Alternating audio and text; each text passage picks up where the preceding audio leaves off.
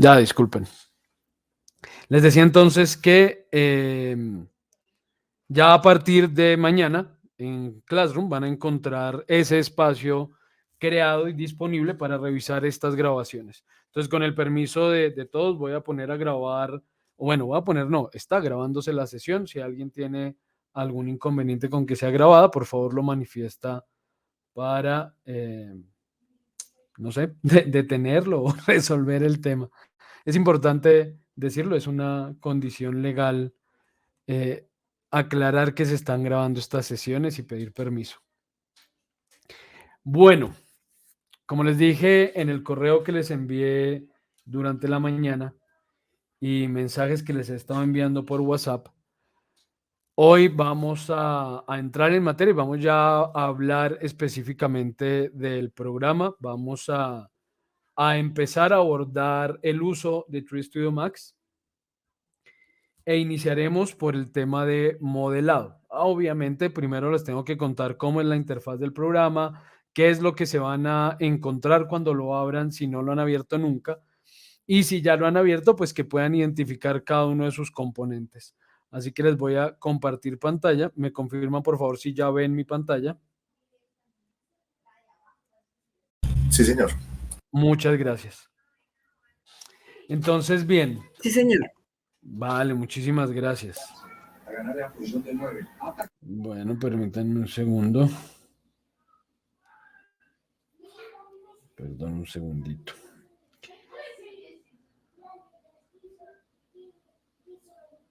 Ok.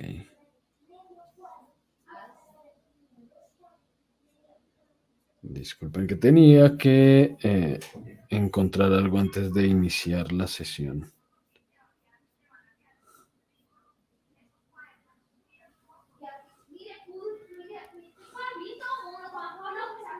Listo. Bueno, esto que están viendo en pantalla en este momento es Tree Studio Max. Es la interfaz de Tree Studio Max. ¿Qué nos vamos a encontrar con respecto a esta interfaz? Desde la versión 1 del programa, no ha habido cambios sustanciales en la distribución del espacio de trabajo en Tree Studio Max. Han aparecido herramientas nuevas, han desaparecido otras, han cambiado los iconos, pero la distribución siempre ha sido la misma. Vamos a encontrarnos en la parte superior de la ventana un menú de texto en el que podremos acceder a la gran mayoría, si no todas, las opciones que nos ofrezca Tree Studio Max. Digo, si no todas, porque hay algunos scripts o plugins que no crean opciones que aparecen en el menú, que nos toca crearle su botoncito o que lo que crean aparece como modificador, pero no aparece dentro de el menú, en fin, entonces no necesariamente todas las opciones que tengamos dentro del programa van a aparecernos en este menú, pero sí la gran mayoría, sí, la gran mayoría. Debajo de esto tenemos una barra de herramientas que, al igual que todas las barras en todos los programas, por lo menos todos los que yo he trabajado en Windows últimamente, pues todos permiten configurar esas barras de herramientas, reacomodarlas, arrastrarlas, ubicarlas donde querramos. Entonces, todo esto es libre de configurar a nuestro antojo. Así que podemos distribuir el espacio de trabajo como cada uno quiera. En mi caso, pues yo suelo mantenerlo como aparece por defecto, es decir, tenemos nuestra barra de tareas principal en la que aparecen, bueno, ya iremos viendo a lo largo del curso cada una de estas opciones. Muy rápidamente, pues son opciones de enlaces para temas de animación y otras cosas que veremos más adelante, herramientas de selección, de transformación, herramientas de ajustes, algo que llamamos OSNAP, alineación, capas, editores gráficos y opciones de render y materiales y bueno. Luego aparece aquí una ventana que nos permite trabajo distributivo en red y otro panel que este sí lo abrí yo porque este no aparece abierto por defecto, que se llama restricciones, que luego les voy a contar qué hace ese panel. Y por otro lado, pues yo suelo tener abierta la barra de herramientas del motor de render que uso, que es V-Ray, y la barra de herramientas de algo llamado efectos de masa, Mass Effects, que nos permite hacer animación y crear propiedades o asignarle propiedades y características dinámicas a los objetos para poder hacer animaciones. Pero pues esto ya es, digamos, por el uso que yo le doy al programa. Mantengo esos dos paneles abiertos y desplegados al costado izquierdo, pero pues ustedes al abrirlo no les va a aparecer. Muy seguramente si es la primera vez que abren el programa, les va a aparecer aquí al costado izquierdo una barrita que les permite reconfigurar el espacio de trabajo, los viewports de 4 a 3 a 2. Bueno, eso también se los voy a mostrar, pero esa barra yo no la uso. Entonces cuando inicio por primera vez, dime, ¿alguien me va a preguntar algo? Tranquilos, con confianza. Si tienen alguna pregunta, es que alguien activó el micrófono, pero, perdón, observaciones, vea bien esa palabra. Si en algún momento de la sesión tienen alguna pregunta, con toda libertad pueden abrir su micrófono y hacer la consulta que tengan que hacer, porque pues yo no estoy mirando la pantalla de la videoconferencia, entonces no sé si alguien levanta la mano o si están escribiendo algo por el chat, no lo sé. Entonces simplemente activen su micrófono y me preguntan, no hay problema, en cualquier momento se puede interrumpir y luego retomamos. Entonces les decía que cuando yo abro el programa siempre quito esa barra porque no la utilizo, no suelo cambiar esta configuración de 4 ventanitas, entonces la quito y lo que hago es poner las barras que yo utilizo con frecuencia. Pero bueno, eso es de, como les digo, configuración de cada uno. Es más, esto cambia bastante cuando se trabaja a 2 monitores, porque cuando trabajamos a doble monitor, lo que personalmente hago es dejar solamente los viewports en una ventana y estructuro todo el conjunto de paneles en el otro monitor. Entonces, cuando hago ese trabajo, yo tengo un monitor más pequeño y uno, digamos, uno de 24 y uno de como de 21 pulgadas. Entonces, yo dejo el de 24 solo para los viewports de trabajo y el de 21 lo lleno de barritas de herramientas. Bueno, eso ya depende, repito, del modo de trabajo. Luego, al costado derecho tenemos, creo yo, una de las herramientas más útiles que nos ofrece Tree Studio Max, y me atrevería incluso a decir que es una de las causantes de que se haya extendido el uso de este software como se extendió, y es algo llamado paneles. Estos paneles me permiten un acceso un poco más fácil, entre comillas, porque genera rutas más largas, pero creo que es fácil de recordar. Es decir, tiene unas rutas que son medio complicadas, pero son fáciles de recordar. Entonces les voy a contar cuáles son esos paneles. Si están tomando nota, les recomendaría tomar nota de esos nombres, porque a lo largo del curso yo voy a empezar a referirme a rutas de ciertas herramientas de forma, digamos, no muy detenida. Así que yo les puedo decir, por ejemplo, vamos a la herramienta tal que está en el panel tal. Y si no tienen claro y no recuerdan cuál es el panel, pues va a ser un poco más difícil que lo puedan encontrar. Entonces, bien, esos paneles son en su orden el panel Create, crear, que es el primer panel que nos aparece, cuyo icono en este caso es un más. En versiones anteriores era una esferita. Cambió hace, no sé, 3, 4 años tal vez. Cambió a ese más. Luego tenemos un panel llamado Modify, modificar. El icono es, más adelante lo van a entender claramente. Buenas noches, Buenas noches. profe. No sé si soy yo o es que no estás compartiendo pantalla. Sí la estoy compartiendo, los demás no Y la ven. ya acabo de volver a salir. Entonces espérame un segundo, Lady, no te salgas de nuevo. Yo dejo de compartir y vuelvo y comparto pantalla a ver si ya te aparece. ¿Me confirmas, por favor? Sí, profe. Gracias. No, con gusto, no. Perfecto que me avisen porque si no se pierden de toda la explicación. Les decía que el segundo panel tiene como icono Sí. Tiene como icono un modificador, algo que llama doblar, bend, que luego lo van a ver y van a entender el porqué del icono, pero es un modificador que yo le puedo asignar a la geometría, porque en Aquí, este señor. panel, disculpa, puedes apagar Mire, tu estábamos micrófono, por pensando favor? en lo mismo, ¿no? Pues no, ya no. Alguien tiene el micrófono activo. Ya no. Gracias, Noé. Entonces, tenemos segundo panel, panel modificar, tercer panel llamado hierarchy o jerarquías, que hace o tiene relación directa con estas herramientas que les mostraba aquí, que me permiten crear enlaces y bueno, y además otra cosa que veremos más adelante llamada pivote. Y bueno, ya irán conociendo qué me permite hacer cada panel. Luego nos encontramos con un panel llamado motion o movimiento. Obviamente, cuando tenemos que hablar de animación, vamos a entendernos con este panel. En quinto lugar, encontramos el panel display o mostrar, que me permite determinar qué quiero ver y qué no dentro del espacio de trabajo o dentro de la escena que estemos configurando. Entonces yo aquí puedo ocultar y aparecer objetos, ya iremos viendo cómo. Y por último, en sexto lugar está el panel de tools o herramientas, que veremos someramente. Vamos a ver un par de cositas dentro de este panel. Yo les voy a mostrar un par de herramientas de las que aparecen aquí, ya finalizando el curso, porque pues en su mayoría son herramientas un poco más avanzadas, ¿no? Entonces, algo les mostraré, especialmente para aprender a hacer encuadres para fotomontaje y a medir distancias y otras cosas.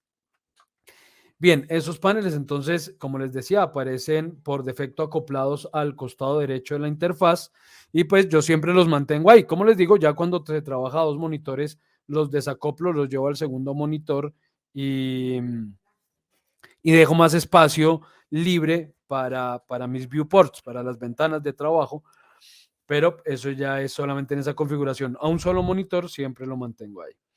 En la parte inferior tenemos en primer lugar una línea de tiempo. Este programa, como ya se los he mencionado en otras ocasiones, pues me permite animar. Por consiguiente, tengo una línea de tiempo que hace referencia justamente a ese proceso de animación y me va a permitir hacer esa animación y ejecutar esa animación, correr esa animación. Eso lo vamos a ver en la última parte del curso, porque sí vamos a ver cómo se anima en 3ds Studio Max. Debajo de esa línea de tiempo tenemos entonces un pequeño panel que me muestra la ubicación y algunas características del objeto que esté seleccionado y con el que esté trabajando. Me muestra en este caso una configuración de la grilla. La grilla es esta rejillita gris que yo siempre quito. Yo nunca dejo esa rejilla, luego van a entenderme el por qué, pero esa rejilla suele incomodar más de lo que ayuda. Entonces yo usualmente desde que entro y empiezo a trabajar, lo primero que hago es quitar esa grilla, pero bueno, ahí está y la puedo configurar y puedo determinar cada cuántas unidades quiero que aparezca esa grilla. Tengo la barra de control de esa línea de tiempo que me permite ir al principio de la animación, al final de la línea de tiempo, devolverme cuadro a cuadro, avanzar cuadro a cuadro o darle play a la animación. Entonces yo le puedo dar aquí play y se ejecutará la animación o correrá la animación con ciertas características. Luego puedo configurar si quiero que el salto se dé cuadro a cuadro o por cuadros clave, ya lo entenderán cuando veamos animación, y una barrita que me permite entrar a configurar características del tiempo para esa animación, más unas herramientas que me permiten crear esos cuadros clave para poder hacer las animaciones y editar esos cuadros clave. Y por último, ya en el costado inferior derecho, encontramos las herramientas de zoom que me van a permitir acercarme dentro de la escena, rotar alrededor, hacer paneos, bueno, en fin, se los voy a mostrar en un momento. Y en el centro de todas esas herramientas tenemos algo llamado los viewports. Estos viewports son estas 4 ventanitas que aparecen dispuestas por defecto de esta manera y son las que me permiten ver lo que estoy modelando desde diferentes puntos, desde diferentes proyecciones ortogonales y una proyección en 3 dimensiones. Por defecto, esos viewports me permiten ver la escena desde arriba, desde el frente, desde la izquierda y en una visualización en perspectiva. ¿Cómo vamos entonces a configurar ese espacio de trabajo en el que vamos a modelar? Para mostrarles esto, voy a hacer un primer modelo. Entonces pongamos aquí esta teterita. Listo, efectivamente vemos que estamos observando esa tetera en cada una de estas ventanitas desde diferentes puntos de vista. Las proyecciones superior, frontal y lateral izquierda son proyecciones ortogonales, es decir, no tienen punto de fuga, no tienen perspectiva, son proyecciones axonométricas, ¿sí?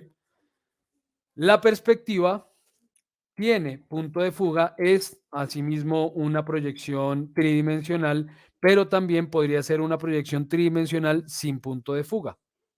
¿Cómo cambia entonces el punto de vista de cada viewport? Donde aparece el nombrecito del viewport, ustedes pueden dar clic derecho y les va a aparecer una lista en la que pueden seleccionar los diferentes puntos de vista que tengo en la escena para poderla cambiar. Entonces yo podría decirle, en lugar de verla por encima, quiero verla por detrás. Y efectivamente estamos viendo la teterita por detrás. O quiero verla por la derecha. O quiero verla por la izquierda, o por arriba, o por abajo, o en una vista ortográfica. ¿Qué es la vista ortográfica? Es lo mismo que si rotamos aquí esta ventana. Es una vista también tridimensional, pero sin perspectiva. Entonces miren la diferencia, por ejemplo, en la rejilla. La rejilla aquí sigue manteniendo paralelos las lineecitas, ¿sí? Las líneas de esa rejilla, eso tiene un nombre, pero no lo recuerdo en este momento. Las líneas de esa rejilla se mantienen paralelas. Isométrico, ¿no? Es una vista más que isométrica, axonométrica, ¿sí? ¿Por qué digo axonométrico? Porque isométrico quiere decir que parte de tres ángulos iguales. Cuando hablamos de isometría es porque la representación está hecha sobre trabajo a 120 grados, ángulo de 120 grados. Entonces se divide, esto se los puedo mostrar aquí en un momento, no sé, bueno, yo lo puedo dibujar aquí en una hojita aquí en Illustrator. Es un concepto que es importante entender para entender correctamente el espacio de trabajo y el viewport que estamos, sobre el cual estamos trabajando.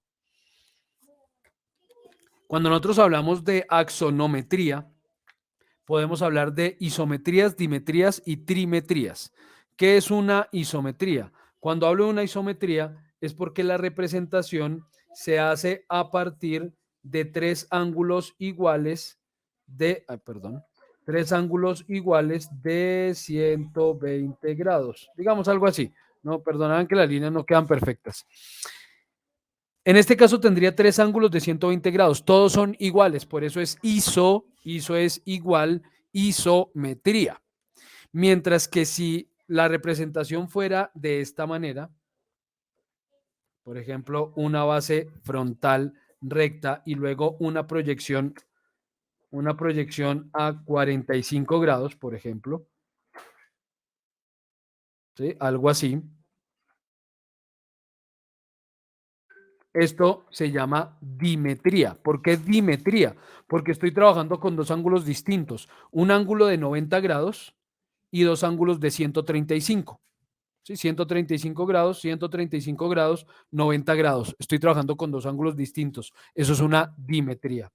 Y luego, si queremos, también podemos hacer la representación de una forma distinta. Por ejemplo, algo tal vez así. Me perdonarán si no queda bien hecha la representación, pero supongamos, ya, supongamos, carajo, me tomó el pelo esto, perdón. Ahora sí. Entonces, digamos que algo así, por ejemplo, una representación con tres ángulos distintos, donde yo tenga un ángulo diferente entre esta proyección, otro ángulo en esta proyección y otro ángulo diferente en esta proyección. Si tengo tres ángulos distintos para hacer esa representación tridimensional, estaríamos hablando de trimetrías. Entonces, cuando estoy viendo el modelo en un espacio libre, en el que yo puedo rotar libremente esa visualización, pues no puedo referirme a él como una isometría, porque puedo estarlo viendo en una dimetría o en una trimetría. Es relativo, ¿sí? Yo podría, aquí, por ejemplo, si lo veo de esta manera, estoy viéndolo en un espacio más dimétrico que isométrico, por ejemplo. O si lo viera, qué sé yo, una cosa así, pues seguramente sería una trimetría y no una isometría tampoco.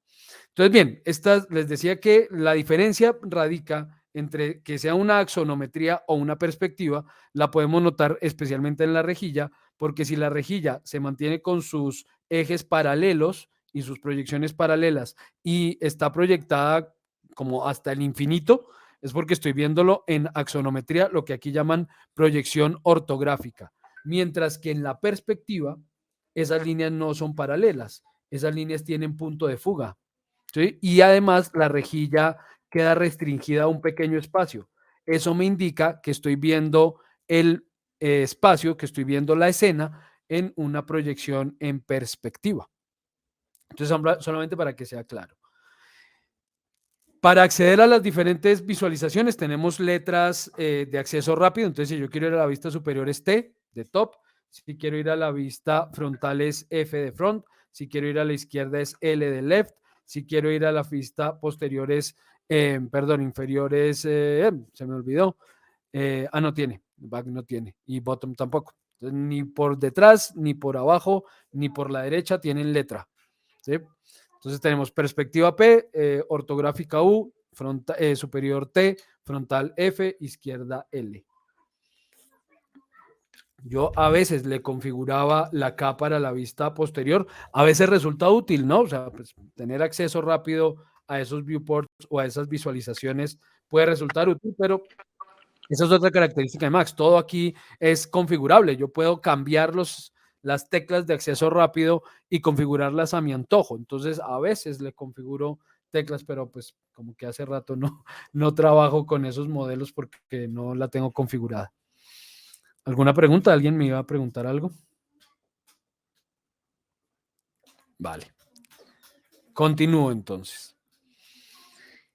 Luego, al lado derecho de esa visualización, y esto sí ya es propio de las últimas versiones, si no estoy mal, como desde el 2018 tal vez, 2017, 2018, apareció esta nueva opción que me permite cambiar el modo de visualización entre modos estándar, modos de alta calidad, modos optimizados, modos de, bueno, yo nunca he usado este DXMod, no me acuerdo qué hace. Miremos qué hace ese DXMod. ¿Cómo es DXMod? Bueno, me imagino que esto calcula algunas cosas de luces, sombras. Puedo configurar qué quiero ver justamente de la iluminación, si quiero ver luces, sombras, qué quiero ver de los materiales y hacer algunas configuraciones generales acerca de los viewports que luego vamos a ver. Luego les voy a mostrar qué puedo hacer desde esta ventana de configuración del viewport. Entonces yo, por ejemplo, aquí puedo decirle, quiero ver esto en alta calidad. ¿Qué pasa en alta calidad? Que él empieza a representar brillos y sombras. No tengo ninguna luz, entonces pues no ven mayor diferencia, pero si hubiera luces, pongamos por ejemplo aquí un pequeño plano y voy a configurar esto con un motor de render distinto como para que lo vean realmente claro. Ok. Y voy a cambiar entonces aquí en el modo de alta calidad poniendo, por ejemplo, una pequeña lucecita. Entonces pongamos aquí una pequeña luz de domo, por ejemplo. Ok, bueno, supongamos algo así. Ahí tiene que empezar a calcular. Entonces, bien, ya configurando en alta calidad el viewport, pues él me permite previsualizar efectos de luz, de sombra, de materiales, en fin. Y pues en este caso pasé a un modo de visualización o activé un modo de visualización especial de viewport, de V-Ray, del motor de render que uso para que él lo haga el cálculo un poco más a fondo en la previsualización. Pero esto solamente es recomendable si, por un lado, tienen buena tarjeta de video, porque esto consume harta tarjeta de video, y por otro lado, si su escena no es muy complicada, si no tiene demasiados objetos. ¿Por qué? Porque si no, entonces van a estar consumiendo muchísimo recurso de la tarjeta de video y eso puede hacer muy lento el trabajo. Entonces, pues yo recomiendo visualizarlo en el modo estándar por lo menos donde necesite visualizar o medio previsualizar algo de los materiales o algo de la volumetría, y usualmente en los modos ortogonales yo suelo mantener la visualización en malla. Ya voy a mostrarles eso. Entonces, bueno, voy a mantener esto en estándar, no voy a cambiar, y luego aparece más a la derecha la opción de configurar otros modos de visualización. Por defecto, como les decía, en las proyecciones ortogonales está en algo que se llama wireframe y es visualización en malla. Solo veo las líneas de los polígonos que están componiendo los objetos, pero yo puedo decirle aquí, por ejemplo, que quiero pasar a un sombreado básico, que es el que por defecto utiliza la perspectiva. Entonces puedo pasar a ese default shading, o veámoslo desde aquí, o puedo pasar a un modo por caras, que se vean las caras del objeto, luego van a entender eso de las caras, o puedo decirle que me muestre todo como cajas. Este modo de visualización era muy común hace 20 años, cuando pues teníamos equipos con muchísimas menores capacidades, cuando la escena ya empezaba a superar cierta cantidad de elementos, cierta cantidad de polígonos, que es como realmente esto se mide, pues ya las tarjetas de video de aquel entonces no daban, definitivamente no daban para visualizar las cosas. Entonces lo que hacíamos era configurar los viewport en modo bounding box, que lo muestre como caja. Eso en diseño se llama el manto virtual del objeto. Y nada, pues él no previsualiza nada, todo lo muestra como si fueran simples cajitas, y así se ahorra mucho trabajo la tarjeta de video. Podemos visualizarlo como color plano, entonces sin líneas, sin nada, sin ningún tipo de detalle, solamente colores, como dice ahí, planos. O puedo verlo en líneas, pero ocultando las caras que no se vean. Entonces, a esta le llama Hide Line. Tenemos el modo Clay, que es un modo como de arcilla. Entonces se ve todo, se previsualiza todo como si tuviera material de arcilla. No le va a importar qué materiales tenga el objeto. Luego me aparece un asistente de modelo. Esto es nuevo, esto la verdad yo nunca lo he usado. No sé exactamente a qué haga referencia. Voy a investigarlo, porque la verdad por ahí nunca he pasado. Es nuevo, relativamente nuevo, pues nunca he hecho uso de él. Y unos modos muy artísticos, como verlo en lápiz, verlo en colores, verlo como en tinta. Y bueno, son unos modos ya como para jugar y de pronto obtener alguna previsualización interesante para enviarle al cliente o algo así. Pero pues la verdad, jamás en 20 y pico de años usando este programa, jamás he hecho uso de estos modos mientras trabajo. Para nada, nunca los he usado para nada. Pero bueno, ahí están, y puede ser que en algún momento alguno de ustedes le encuentre un uso a un modo de visualización de este tipo. Entonces nada, voy a dejar esto aquí en default shading y listo. Luego aparece aquí la opción de verlo en malla, que es el wireframe. Entonces verlo en sola malla. Es un modo muy, muy liviano. Digamos que después del bounding box es el más liviano. Y si estamos viéndolo sombreado, en cualquiera de las opciones que me permite verlo sombreado, puedo activar la opción de que me muestre los bordes, los bordes de las caras, de los polígonos. Esto se llama Edge Faces, y eso me muestra la malla por encima de las caras sombreadas. Este es el modo que yo suelo utilizar realmente en la perspectiva o en la vista de cámara, porque me permite entender bien el modelo sin necesidad de estar viendo luces y sombras, que como les digo es mucho más pesado para la tarjeta de video. Esto tiene una tecla, yo no me acuerdo cuál es, F o un F algo, bueno, no me acuerdo, no, porque F es frontal, no me acuerdo, hay un F algo que lo activa, luego lo miro, lo busco porque no me acuerdo cuál es. ¿Alguien escribió algo? F3. Diego. F3 cambia, bueno, por lo menos en esto. Como les digo, eso se puede configurar, pero en mi caso F3 me cambia del wireframe al modo de default shading, ¿sí? En mi caso. No, pero sí tiene una tecla asignada por defecto. Es que sé que hay una que por defecto Max le asigna, pero siempre me olvida.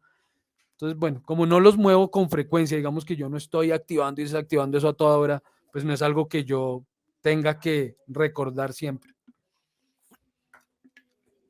Bueno, eso con respecto a la configuración de esos 4 viewports. Ahora, les decía que cuando recién abrimos el programa por primera vez, nos va a aparecer al costado izquierdo una barrita que me permite cambiar esa configuración de 4 viewports a otras configuraciones. Y es lo que me permite entrar a este Global Settings del viewport. ¿Sí? Cuando entramos aquí por donde dice estándar, vamos a este Viewport Global Settings, que también lo encuentran en el menú dentro de Viewports. Por aquí en Views, aquí está Viewport Configuration.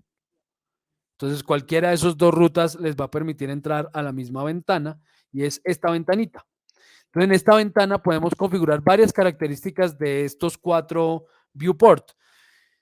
No se las voy a mostrar todas. Digamos, hay algunas, son relativamente fáciles de entender, pero bueno, ustedes ya las pueden ir estudiando por su cuenta. Si algún momento tienen dudas sobre alguna de las opciones que le aparece aquí, me pueden escribir y con gusto yo les resuelvo el tema, sino que me extendería demasiado explicando cada cosita.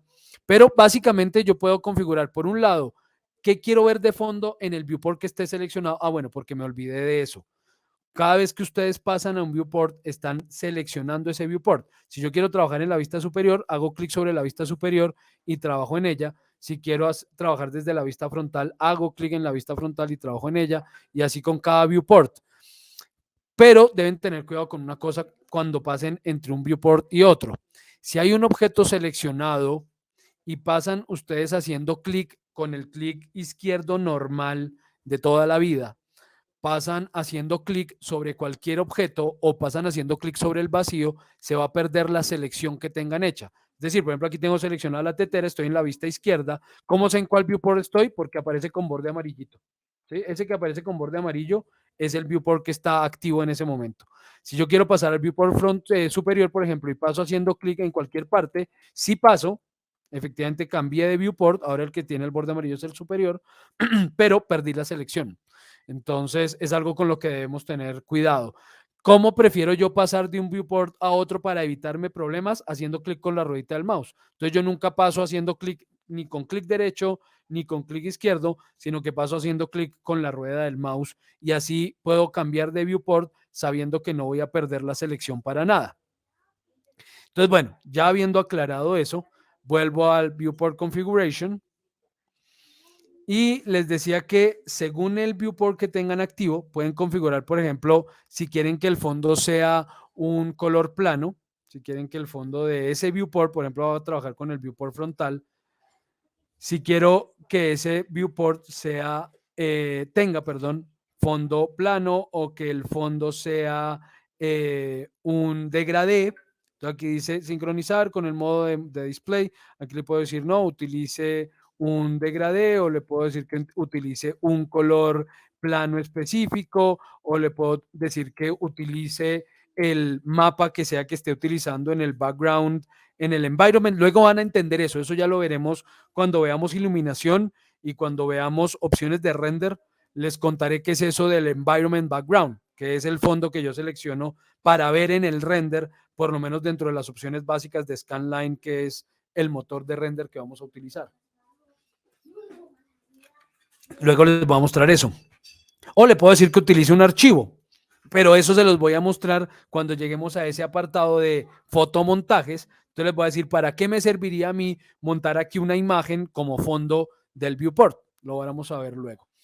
Y por último, de lo que les voy a mostrar hoy, esta ventanita que dice Layout, que es la que me permite cambiar esa configuración de los 4 viewports a una distinta. Por ejemplo, yo puedo decir, voy a trabajar en 3 viewports.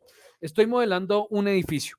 Ese edificio, pues es obviamente, si es un edificio, pues es más alto de lo que tenga de frente, ¿cierto? Entonces puede que me convenga más bien tener una visualización ortogonal, por ejemplo, la superior, y una visualización lateral o frontal, y aquí ver la perspectiva, por ejemplo. Entonces yo le digo, voy a trabajar en esta configuración, le damos OK, y esa es la nueva configuración de mis viewports. Entonces yo puedo establecer la organización que quiera para esas ventanas. No tengo que obligatoriamente mantenerme en esas 4. Yo, como les digo, suelo trabajar siempre en la configuración estándar de 4 viewports, pero pues cada uno de ustedes puede seleccionar la que quiera.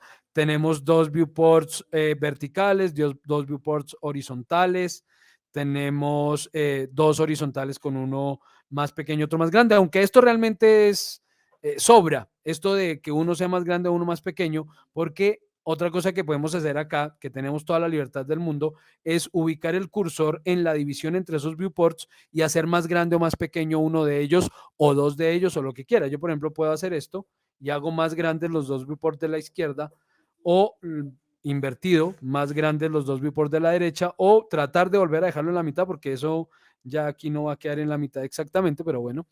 O puedo ubicar, por ejemplo, aquí el cursor en el medio entre los 4 viewports y hacer más grande este, o hacer más grande este viewport, o hacer más grande este. Entonces, todo esto es bastante libre y flexible para configurarlo a nuestro antojo.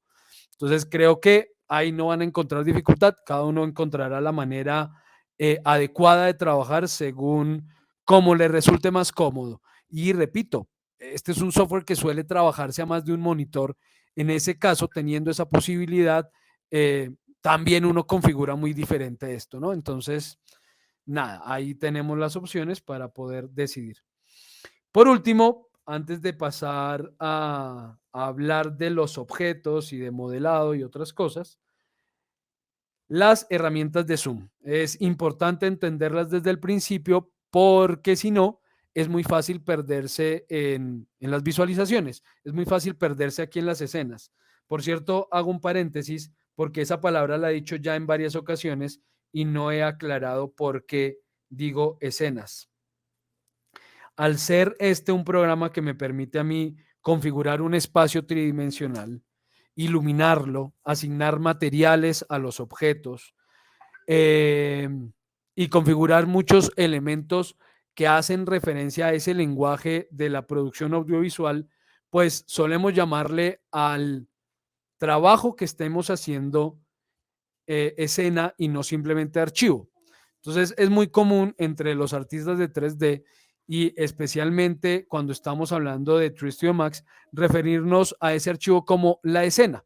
Entonces en su escena, póngale tal luz a la escena o mueva tal cosa en la escena o modifique no sé qué en la escena. Entonces ese término lo voy a utilizar todo el tiempo. Yo nunca voy a decir abra el archivo. Yo siempre me refiero a los archivos de Max como escenas, por ejemplo.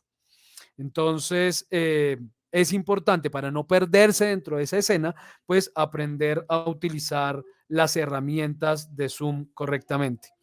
Lo primero que yo hago siempre, como ya se los comenté al ingresar y abrir el programa, cuando voy a empezar una escena nueva, es quitar esa grilla, porque los objetos tienen una malla, ¿cierto? Tienen unas líneas que me permiten entenderlos.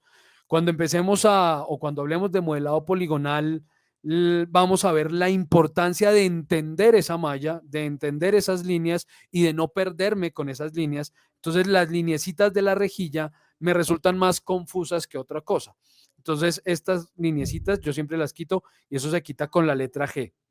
Esta es otra forma de pasar de un viewport a otro. Yo puedo ubicar el cursor, por ejemplo, aquí sobre el viewport frontal, sobre la vista frontal. Ubico el cursor sin presionar ninguna tecla ni nada en el mouse ni nada. Presiono la G y él elimina la grilla y de paso paso a ese viewport, activo ese viewport. Otra opción para cambiar de viewport sin perder la selección. Pero bueno, entonces yo siempre quito esa grilla, repito. Uno, eso. Dos, aparecen unas herramientas de Zoom muy simples. Esta primera que se llama Zoom, que me permite con clic sostenido hacia arriba acercarme sobre el punto en el que haga clic. Por ejemplo, me quiero acercar aquí al asa de la teterita, entonces hago clic sobre el asa, ahí aparece un puntito y me estoy acercando a ese punto. Esto es relativamente nuevo. Esto no va a ocurrir aquí para quien utilice la versión 2012, 2015. En esas versiones él hacía foco al objeto seleccionado, al centro o bueno, al pivote del objeto seleccionado. Es ahora que hace centro donde yo haga clic para empezar a hacer el zoom. Pero bueno, eso tampoco es que me haga perder demasiado, ¿no? Pues ya saben que él va a hacerle zoom en versiones anteriores al objeto que esté activo, que esté seleccionado y no donde hagan clic. Pero pues esto es mucho más fácil. En lugar de irme a hacer clic acá que además es un botoncito chiquito y que si mi mouse no responde lo suficientemente bien me va a llevar tiempo y luego venir a hacer clic acá, pues es lo mismo que con la ruedita del mouse, simplemente sin hacer clic ni nada por el estilo, ustedes ubican el cursor en el viewport que quieran y con la ruedita del mouse se acercan llevándolo hacia arriba o se alejan girando la ruedita hacia abajo. Y lo mismo, hace foco en donde esté el cursor. Si me quiero acercar, por ejemplo, a la tapita de la tetera, ubico el cursor sobre esa tapita y empiezo a mover el mouse, la ruedita, perdón, del mouse hacia arriba y es ahí donde me acerco y hacia abajo me alejo. Entonces es una opción mucho más rápida. Luego aparece la misma opción, pero para las 4 ventanas al tiempo. Entonces es el mismo zoom, pero en este caso se acerca y se aleja en todos los viewports al tiempo.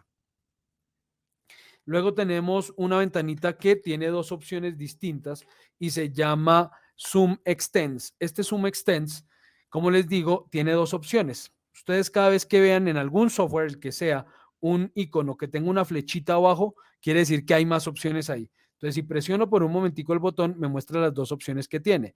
El cubito azul hace zoom. Este Zoom Extends lo que hace es mostrarme todo lo que yo tenga modelado en la escena. Pero si está en el cubito azul y hago clic en ese cubito, él va a encajar lo que esté seleccionado. Si tengo 200 objetos en la escena, pero hay uno que esté seleccionado, él va a centrar ese objeto en el viewport. El cubito blanco, la otra opción, va a encajar todos los objetos que estén en la escena en el viewport, dentro del viewport. Esta es una de las opciones que más les recomiendo recordar porque al principio pasa mucho que se me pierden en las ventanas. Entonces, cuando daba estas clases presenciales, solía ocurrir que alguien levantaba la mano y, ¿qué pasó? Profe, que se me perdió la escena, no encuentro los objetos, no sé dónde están, porque claro, pues nos ponemos a jugar, nos alejamos mucho, luego entonces yo hago por aquí esto y entonces ya no me están apareciendo los objetos en la escena, no sé qué se me hicieron las cosas, no las encuentro, pues nada, aquí Zoom Extends y listo, Zoom Extends al objeto seleccionado, aquí yo ya la perdí también, listo, Zoom Extends. Aquí también zoom extensa al objeto seleccionado. Este sí ya no se acercó. Me alejé demasiado. Dime, ¿alguien tiene alguna pregunta? Por ahí hoy uno. Supongo yo que también se puede con el doble clic del ratón, así, algo así como AutoCAD, ¿no? Exactamente, sí, señor, también. Doble clic, pero, ese doble clic, no es con el botón izquierdo, sino con la No, con ruedita el del scroll. mouse, Exacto. con el scroll, sí, señor. Sin embargo, eso no aparece configurado por defecto. No aparece configurado así por defecto. Eso lo tendríamos que configurar. Digamos que aquí por lo menos a mí no me lo hace. Por defecto no lo hace. Yo le puedo dar todo el clic que quiera con la ruedita y no encaja. Si es de AutoCAD esa opción, en Max se puede configurar, pero por defecto no está. Entonces ahí tenemos, pues, si lo queremos hacer sin configurar las opciones del mouse, pues toca por aquí sí o sí. Entonces, bueno, les decía, la azulita encaja lo que esté seleccionado, la blanquita sí encaja todos los objetos en el viewport. Y luego tenemos la misma opción, pero en todas las ventanas al tiempo. Entonces, encaje todos los objetos en todos los viewports, el objeto o los objetos seleccionados, o encaje en todos los viewports todos los objetos que haya en la escena. Luego tenemos algo llamado Zoom Window. Y este Zoom Window pues me permite acercarme a puntos específicos de la escena. Entre más chiquita sea esa ventana que yo abra, pues más me estoy acercando, ¿cierto? Pero es una opción, pues la verdad, yo nunca la uso, ¿no? Pero bueno, ahí está. Son opciones más heredadas de herramientas como AutoCAD, donde resulta más útil, porque aquí la verdad yo jamás uso el zoom window, ¿no? Yo siempre me acerco y me alejo con la rueda del mouse. Eso ya, y además desde que hace foco a donde tenga el cursor, yo ya no necesito, porque todavía antes, si yo quería, por ejemplo, acercarme aquí a la boquillita, uno tenía que acercarse, se acercaba al centro del objeto y luego hacer paneo para acercarme a donde quería y luego acercarme otro poquito y otra vez hacer paneo. ¿Sí? Entonces, eso tocaba en versiones viejas, pero pues desde que esto hace foco ya el zoom window pues ya no es necesario realmente. Luego tenemos la herramienta de paneo, que es esta manita. Esa me permite desplazarme en la escena. Quiero que esto sea claro por si alguno de ustedes no tiene ninguna experiencia con ningún software gráfico, puede ocurrir, que sea claro que el paneo no está moviendo los objetos. Lo que estoy es moviéndome en el espacio de trabajo. Soy yo el que se mueve, no los objetos. Entonces, esto me permite moverme dentro de esos viewports para encuadrar la escena como la quiera encuadrar o encuadrar el objeto como lo quiera encuadrar en cada viewport. Pero otra vez, innecesario, si el mouse está funcionando, es innecesario venir hasta acá. Esa misma operación la hace clic sostenido en la ruedita del mouse y hacemos el mismo paneo con clic sostenido en el scroll. Yo siempre le digo ruedita del mouse, ¿no? Pues yo sé, eso se llama scroll, pero la costumbre. Es que mucha gente no entiende eso de scroll, ¿no? Yo le digo el scroll y quedan como groggy, ¿no? Como que, ¿y eso qué es? Entonces, la ruedita del mouse. Entonces, lo mismo hacen con clic sostenido en la ruedita. ¿Sí? Ahí hacen scroll, paneo también. Perdón, miramos. Sander, buenas noches, profesor. Pregunta, ¿la jarra está dentro del programa o ya tenía diseñada? Está dentro. Es un modelo existente ya, preconfigurado en Max. Ahorita les hablo de esa teterita y por qué está ahí. Luego de la herramienta de paneo, tenemos la herramienta de órbita. Esta herramienta de órbita también tiene opciones porque me permite orbitar a partir de diferentes centros de atención. Yo puedo orbitar alrededor de toda la escena, puedo querer orbitar alrededor del objeto seleccionado. Por ejemplo, yo aquí le digo que voy a orbitar alrededor de toda la escena. Entonces, él va a girar la escena libremente. Si, por ejemplo, yo estoy acá, miren cómo él gira alrededor de donde tenga centro la escena en ese viewport. ¿Sí? Mientras que si le digo que quiero girar alrededor del objeto seleccionado, entonces él va a girar siempre manteniendo en el mismo punto, en este caso la teterita, y gira es alrededor de esa tetera. Por ahí otra opción que nunca he usado, veamos qué hace esta opción. Vamos a ver, pues también como alrededor del objeto. Debe ser de una cara específica. Sí, debe ser de algún polígono seleccionado, que, ¿cómo se llama? Subobjeto, sí, alrededor de algún polígono o de algún vértice o algún lado que tenga seleccionado en el objeto, pero eso en este momento la mayoría de ustedes no lo entenderán. Luego les mostraré qué es eso y ahí entenderán qué es eso. O orbitar alrededor de donde yo haga clic. Entonces, si yo hago clic aquí, pues roto alrededor de este punto, mientras que si hago clic aquí, roto alrededor de este punto y así sucesivamente. Entonces, yo puedo decidir con el punto donde haga clic alrededor de qué punto quiero orbitar. ¿Qué pasa si orbito? Porque pues orbitando alrededor de la perspectiva, pues simplemente estoy dándole vueltas ahí a la escena, alrededor de la escena, pues. Pero si orbito uno de los viewports ortogonales, pues lo que va a ocurrir es que voy a cambiar al modo de proyección ortográfico, ¿sí? A los modos axonométricos que mencioné hace un rato. Entonces, nada, simplemente si fue por accidente y yo no quería orbitar ahí, sino aquí, pues vuelvo otra vez al viewport que necesito o al punto de vista que necesite, ya saben, o con la tecla de acceso rápido o haciendo clic en la lista de posibles visualizaciones y seleccionando la que quiera. Por último, una herramienta que he usado aquí ya varias veces, pero no la había mencionado, y es este toggle que me permite maximizar y minimizar el viewport que esté activo. Entonces, si está activa la perspectiva y hago clic en este botoncito, eso me va a maximizar ese viewport. Y si vuelvo a hacer clic en el mismo botoncito, lo va de nuevo a minimizar para volver a ver los 4 viewports o los que tenga configurados. Esas son las opciones de zoom. Les voy a recomendar ampliamente que practiquen eso. Sé que al principio,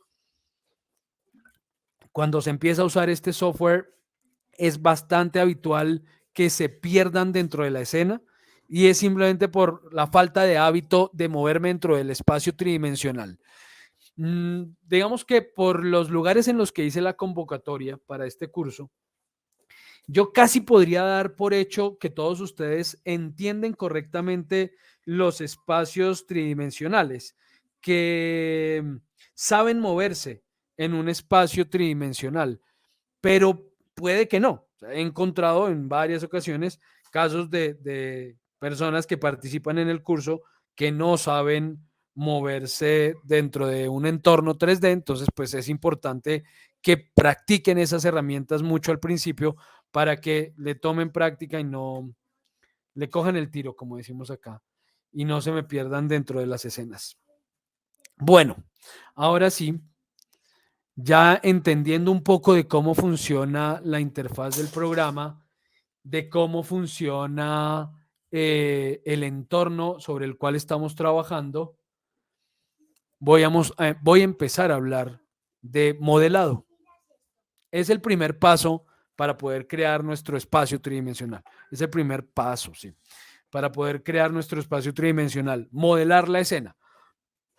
Obviamente, no es la única forma de crear una escena en 3 Studio Max, porque yo aquí puedo traer objetos que ya estén modelados o que hayan sido modelados con otra herramienta, y es bastante versátil en eso este programa, y en general los programas de modelado 3D permiten usar varios tipos de archivo y, digamos, establecer relación entre todos ellos por varios tipos de archivo que luego les voy a contar, porque eso más adelante lo veremos.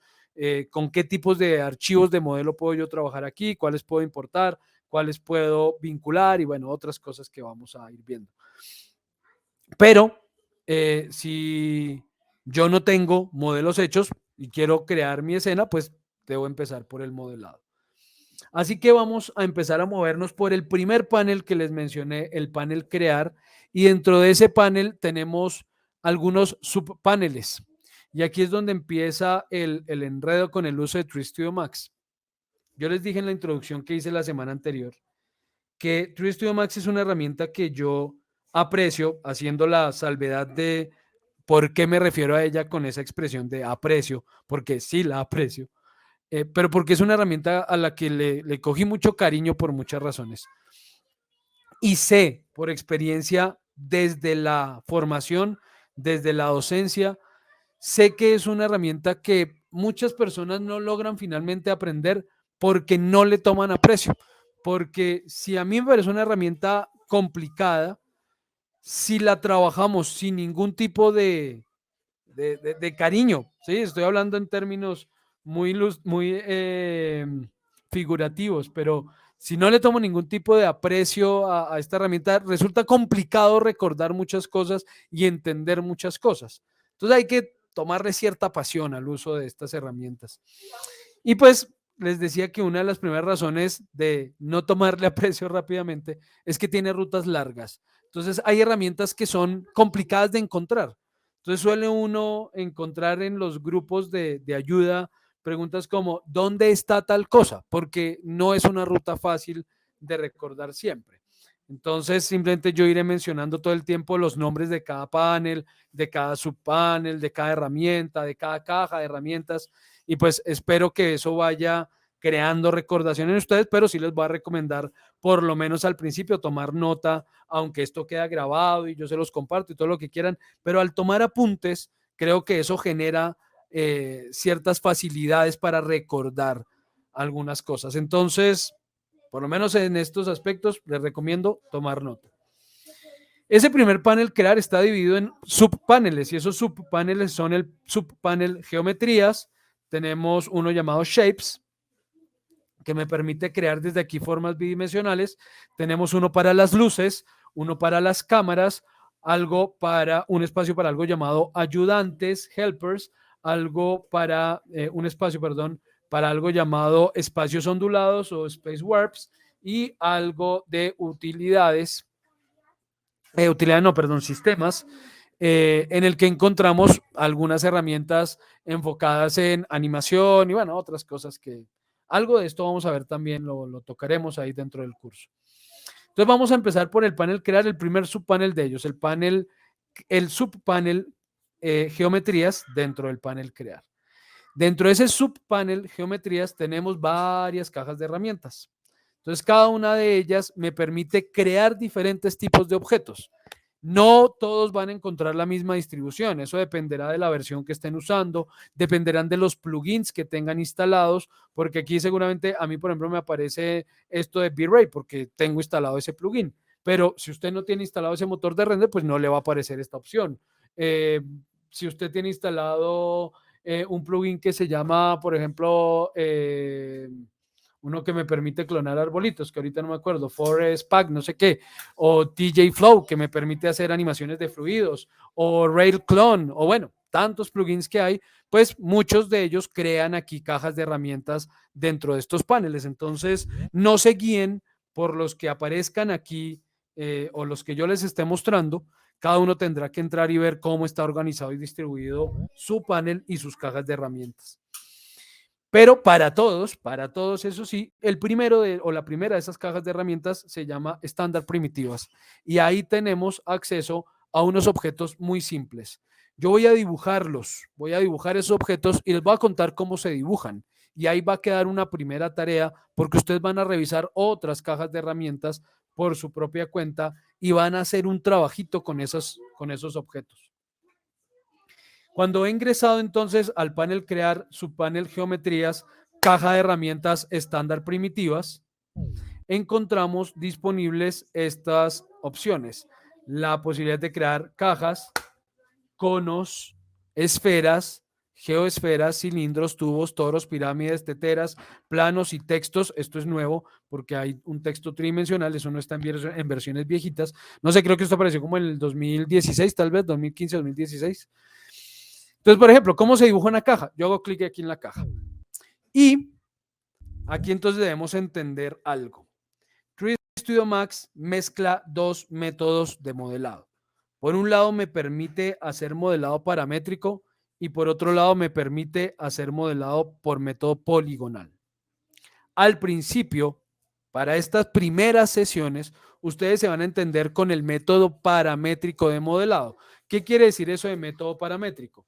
Que la geometría obtenida va a depender de unos valores que nosotros podemos configurar.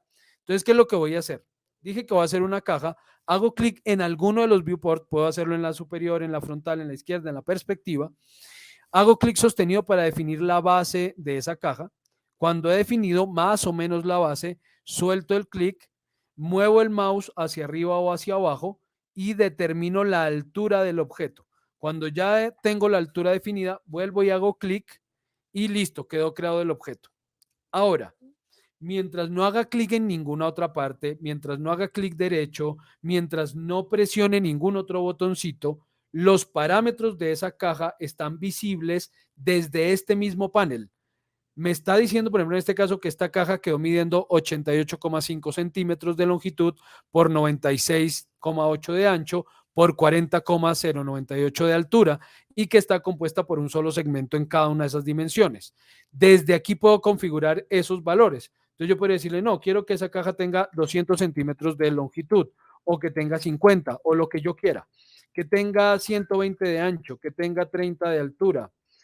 Quiero además que esto se componga por más segmentos en la longitud o menos, más segmentos a lo ancho o menos o más segmentos en la altura o menos. ¿Para qué le puedo agregar segmentos a una caja, por ejemplo? Ya lo veremos. Cuando lleguemos a modificadores, les voy a mostrar para qué me sirve agregarle segmentos a una caja y cuando hablemos de modelado poligonal.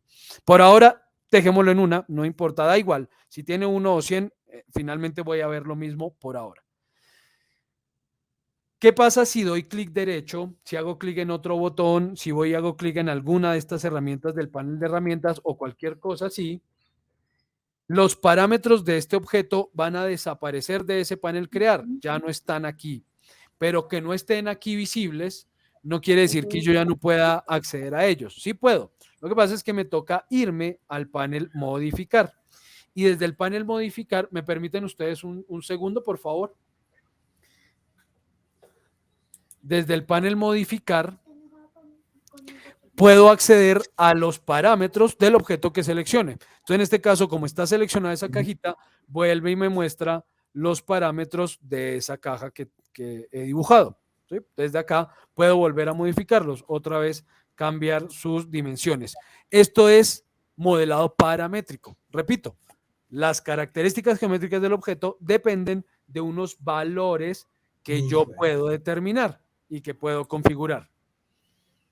Lo mismo ocurrirá entonces, por ejemplo, con, no sé, un cono. Entonces, para el cono hago clic en el viewport que quiera. Bueno, aclaración.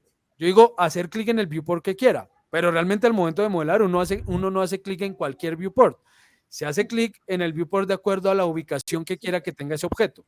Por ejemplo, si yo voy a hacer, no sé, voy a decir cualquier bobada, a ver, estoy haciendo un gorrito y quiero que ese cono sea la parte de arriba del gorrito, pues seguramente lo ideal sería dibujarlo desde la vista superior. Entonces hago clic sostenido, dibujo la base del cono, suelto, muevo el cursor para definir la altura del cono, hago clic cuando ya quede definida y de nuevo, moviendo el mouse hacia arriba o hacia abajo, defino el segundo radio del cono. Entonces yo quiero que quede un poquito abierto, truncado, y hago clic cuando ya definió esa segunda base. Entonces, en este caso, como quería que el cono quedara con esa ubicación, pues lo empecé a dibujar desde la vista superior. Pero si quisiera que fuera, no sé, un elemento que sale hacia adelante, pues mejor lo dibujamos entonces desde la vista frontal. Entonces hago clic acá, dibujo la base, suelto, defino la altura, hago clic, defino el segundo radio y listo, voy a mover aquí este conito. Las sesiones en YouTube, pues ahí sí las van a ver, ahí las van a ver de corrido, ¿no? Yo ahí le hago una mini edición y ya la ven completa de corridito. Entonces les decía que si el cono quiero que salga hacia el frente, pues en ese caso debo empezar a dibujarlo desde la vista frontal. Si quiero que el conito vaya más bien por el lado, pues entonces lo empiezo a dibujar desde la vista lateral, ¿cierto? ¿A quién? Lo empiezo a dibujar desde la vista lateral y luego lo ubico donde corresponda. Entonces, efectivamente yo puedo empezar a dibujar desde cualquier viewport. ¿Cuál escojo? Pues dependiendo de para dónde, de la orientación que quiera para el objeto.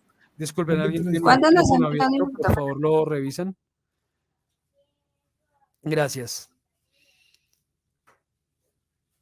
Me preguntan mucho, habitualmente, bueno, y si yo voy a hacer una caja, ¿qué viewport escojo? Eso es, no sé, relativo al tipo de objeto que yo vaya a modelar. Por ejemplo, si yo estoy modelando una mesa y quiero hacer la superficie de la mesa, modelar la superficie de la mesa, seguramente lo ideal sería empezar desde la vista superior, ¿cierto? Para hacer así la mesa y listo. Pero si voy a modelar una puerta, probablemente yo diga, no, mejor es hacerlo desde la frontal y defino la puerta de esta forma. Ahora, hay que entender que sin importar, perdón, no sin importar, que dependiendo del viewport en el que dibuje el objeto, los parámetros me estarán dando las dimensiones en direcciones distintas. Es decir, en el caso de la mesita, de la superficie de la mesa, la altura me está definiendo efectivamente el valor en Z de esta caja. Esta es la altura. Mientras que al haber dibujado la puerta en la vista frontal, la altura es lo que va hacia el frente o hacia atrás. ¿Sí? Esto quiero que sea claro. Las dimensiones, cuando hablamos de valores paramétricos, dependen del viewport en el cual haya sido dibujado el objeto. Eso se tiene que entender. Lo que pasa es que poco me interesa que se enreden demasiado con el tema de cuál es el ancho, cuál es el largo y cuál es el alto, porque eso se darán cuenta a medida que uno empieza a modelar en Max, cada vez pierde menos importancia de cuál es cada dimensión, porque el modelado paramétrico no es el fuerte de Max. Yo aquí rara vez dejo un objeto modelado por parámetros. Casi siempre ese objeto termino volviéndolo un poliedro que voy a modelar por modelado poligonal y no por modelado paramétrico. Quiero que lo sepan y que lo reconozcan y que entiendan esa diferencia porque es supremamente importante entender esa diferencia entre uno y otro método de modelado y saber pues cómo se puede hacer uso del método paramétrico en 3ds Studio Max, pero no es el método ideal de trabajo en Max. Para modelado paramétrico hay otras herramientas como Inventor, SolidWorks, Solidation, en fin. Bien, continúo. Entonces, bueno, simplemente... una pregunta. Claro, dime. Perdón. Las unidades en las que está el programa, ¿en dónde las podríamos configurar? Ahí salen en milímetros. Gracias por la pregunta, porque se me olvidó decirle, sí señora, eso se hace al principio. La ventaja es que solo lo tienen que hacer una vez. ¿Cómo configuramos estas unidades? Efectivamente, a ustedes incluso, a quien haya abierto el programa a quien haya abierto el programa por primera vez, es que es un trabalenguas, no le va a aparecer unidad alguna. Puede que a algunos les aparezca milímetros u otra, pero porque ya se configuró. Pero no debería aparecerles unidad alguna. O sea, aquí debería decir, si no lo hubiera configurado yo, diría 226,827. Punto. Sí, No, sí. no aparecerá ninguna unidad. ¿Cómo se configura eso? Vamos a ir dentro del menú textual, a Customize, y en Customize aparece algo que dice Unit Setup. Por ahí está, aquí está abajo. Unit Setup. Esto es configuración de unidades. Entonces vamos a entrar a ese Unit Setup. Ok. Dentro de ese Unit Setup aparecen dos ventanas para configurar esas unidades. Unas, las unidades que yo veo, las que estoy viendo aquí en el panel, que están en centímetros, o yo las tengo configuradas en centímetros, y otras las unidades del sistema, que son las que va a interpretar 3 Studio Max. Cuando ustedes entren por primera vez, lo más probable es que esto les aparezca en que una unidad es igual a 1 pulgada. Entonces esto aparezca aquí en pulgadas. Así viene configurado por defecto. Ya saben que esto lo hace una empresa norteamericana, una empresa estadounidense, donde utilizan el sistema imperial. Por consiguiente, pues aparece configurado por defecto así. Nosotros lo pasamos a sistema métrico y configuramos esto en milímetros, centímetros o metros o kilómetros, según el uso que le vayan a dar. Ahora, digamos que en infoarquitectura, por ejemplo, es habitual ver que lo configuren las unidades del sistema y las unidades de display en metros. Porque sí, si estoy modelando espacios, pues seguramente me resulta más fácil entenderme con unidades en esa medición, en esa medida. Pero por lo menos en mi caso, que soy diseñador industrial y no arquitecto, yo suelo configurarlo en centímetros porque mi trabajo más habitual es modelar objetos más que modelar espacios. Entonces, yo lo configuro en centímetros, pero sí hay una condición que es relativamente nueva, y es si ustedes piensan imprimir el objeto que estén modelando, sí o sí tienen que configurar esto en milímetros, sí o sí, porque si no, la escala no corresponde. Me pasa siempre. Como yo lo mantengo configurado en centímetros, cuando quiero llevar a impresión 3D mi modelo, me toca reescalarlo en el programa laminador porque llega pequeño, ¿sí? Llega chiquito, llega 10 veces más pequeño de lo que debería llegar. Yo espero poder mostrarles eso finalizando la parte de modelado 3D. Me parece supremamente importante acercar a todo el mundo a esas, entre comillas, nuevas tecnologías. Digo entre comillas porque ya no son tan nuevas, pero todavía hay muchos que las desconocen. Entonces sí les voy a dar una sesión. En una sesión les voy a hablar de impresión 3D. Les voy a hablar de cómo llevamos este modelo que hemos obtenido en Max a un laminador que me permita luego llevar eso a impresión. Yo cuento con una impresora caserita, pero pues conozco el proceso y les puedo mostrar cómo es el procedimiento para llevarlo a ese proceso de manufactura aditiva. Entonces, bueno, repito, si fuera el caso, pues lo paso a milímetros o configuro las unidades del sistema en milímetros. Pero si ustedes fueran a trabajar, por ejemplo, para hacer realidad aumentada, entonces ustedes quieren llevar su modelo a Unity, por ejemplo, para hacer realidad aumentada desde Unity con Vuforia, es ideal que las unidades del sistema estén configuradas en centímetros porque Unity está configurado en centímetros. Entonces la escala corresponde.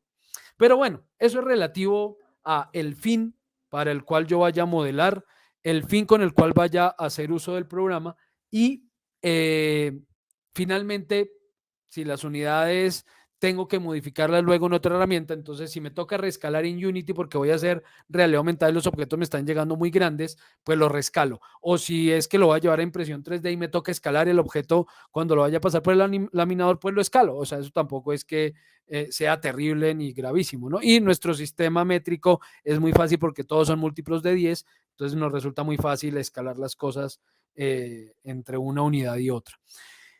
Entonces, nada, configuran las unidades del sistema en las unidades que consideren pertinentes según el trabajo que vayan a hacer y luego las unidades que quieran que muestren, que son distintas. Yo puedo configurar unas en un lado y otras en otro por mi comodidad. Buenas noches. Perdón, Buenas profesor. noches, ¿cómo estás? Claro que sí, ¿cómo estás? Cuéntame. Sí, la pregunta es, o sea, dependiendo del trabajo, así uno configura las unidades, pero esas se pueden configurar al principio o ya cuando uno abre el archivo. Muy bien. Esto se configura una sola vez porque si ustedes cierran el programa, digamos, si no se les cae, porque si esto lo configura y no cierro el programa yo bien cerrado, sino que de pronto se cayó por algún motivo, muy seguramente esa configuración no quede guardada. Pero si el programa se cierra correctamente, la próxima vez que abran el programa, eso ya va a estar configurado así cada vez que lo abran. ¿Qué pasa con los archivos? Si ustedes ya han modelado con un sistema de unidades distinto o sin sistema de unidades, al cambiar el sistema de unidades puede que se los rescale, especialmente si nunca lo han configurado. ¿Por qué? Porque, por ejemplo, yo aquí puedo cambiar a sistema de unidades, por ejemplo, cambiar esto a milímetros. Y él no debería cambiarme las unidades de los objetos para nada, porque, miren, no cambió nada, porque, sí, no cambió, ¿no? Ah, ya no me fijé. Bueno, miremos, porque puede que yo me equivoque aquí en esto. Esas cosas a veces me cambian entre versiones. Sí, me está cambiando. Efectivamente, me está rescalando los objetos. Si lo llevo a centímetros, el objeto mide 15 centímetros. Si lo cambio a milímetros, me disculpan ahí por el lapsus, porque entonces sí, el objeto mide 1 centímetro. Entonces sí me está rescalando el objeto teniendo ya el archivo abierto. Ahora, cuando ustedes traen objetos, digamos, abren una escena que haya sido configurada en otras unidades, el programa les pregunta. Si yo voy a abrir una escena, es que no tengo aquí ninguna que esté en pulgadas, pero si yo voy a abrir una escena y esa escena se hizo en otro lado y está configurada en pulgadas, él me advierte. Me dice, las unidades del sistema en el archivo que usted está abriendo son tales y usted tiene configuradas tales. ¿Qué quiere hacer? Reescalar los objetos al sistema de coordenadas que usted tiene configurado o adaptar el sistema al sistema de coordenadas que tiene el archivo que está abriendo.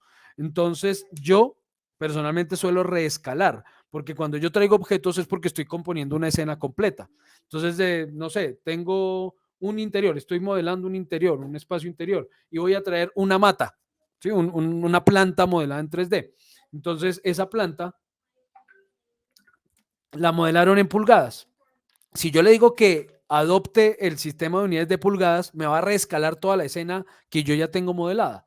Entonces prefiero decirle no, reescale el objeto a mi sistema de unidades y ya si la planta llegó muy grande o muy pequeña, como les digo, pues yo la escalo para acomodarla a la proporción que necesite. Pero jamás vayan a decirle que adopte el sistema de unidades del archivo porque todo se les rescala y después eso se les vuelve un desorden.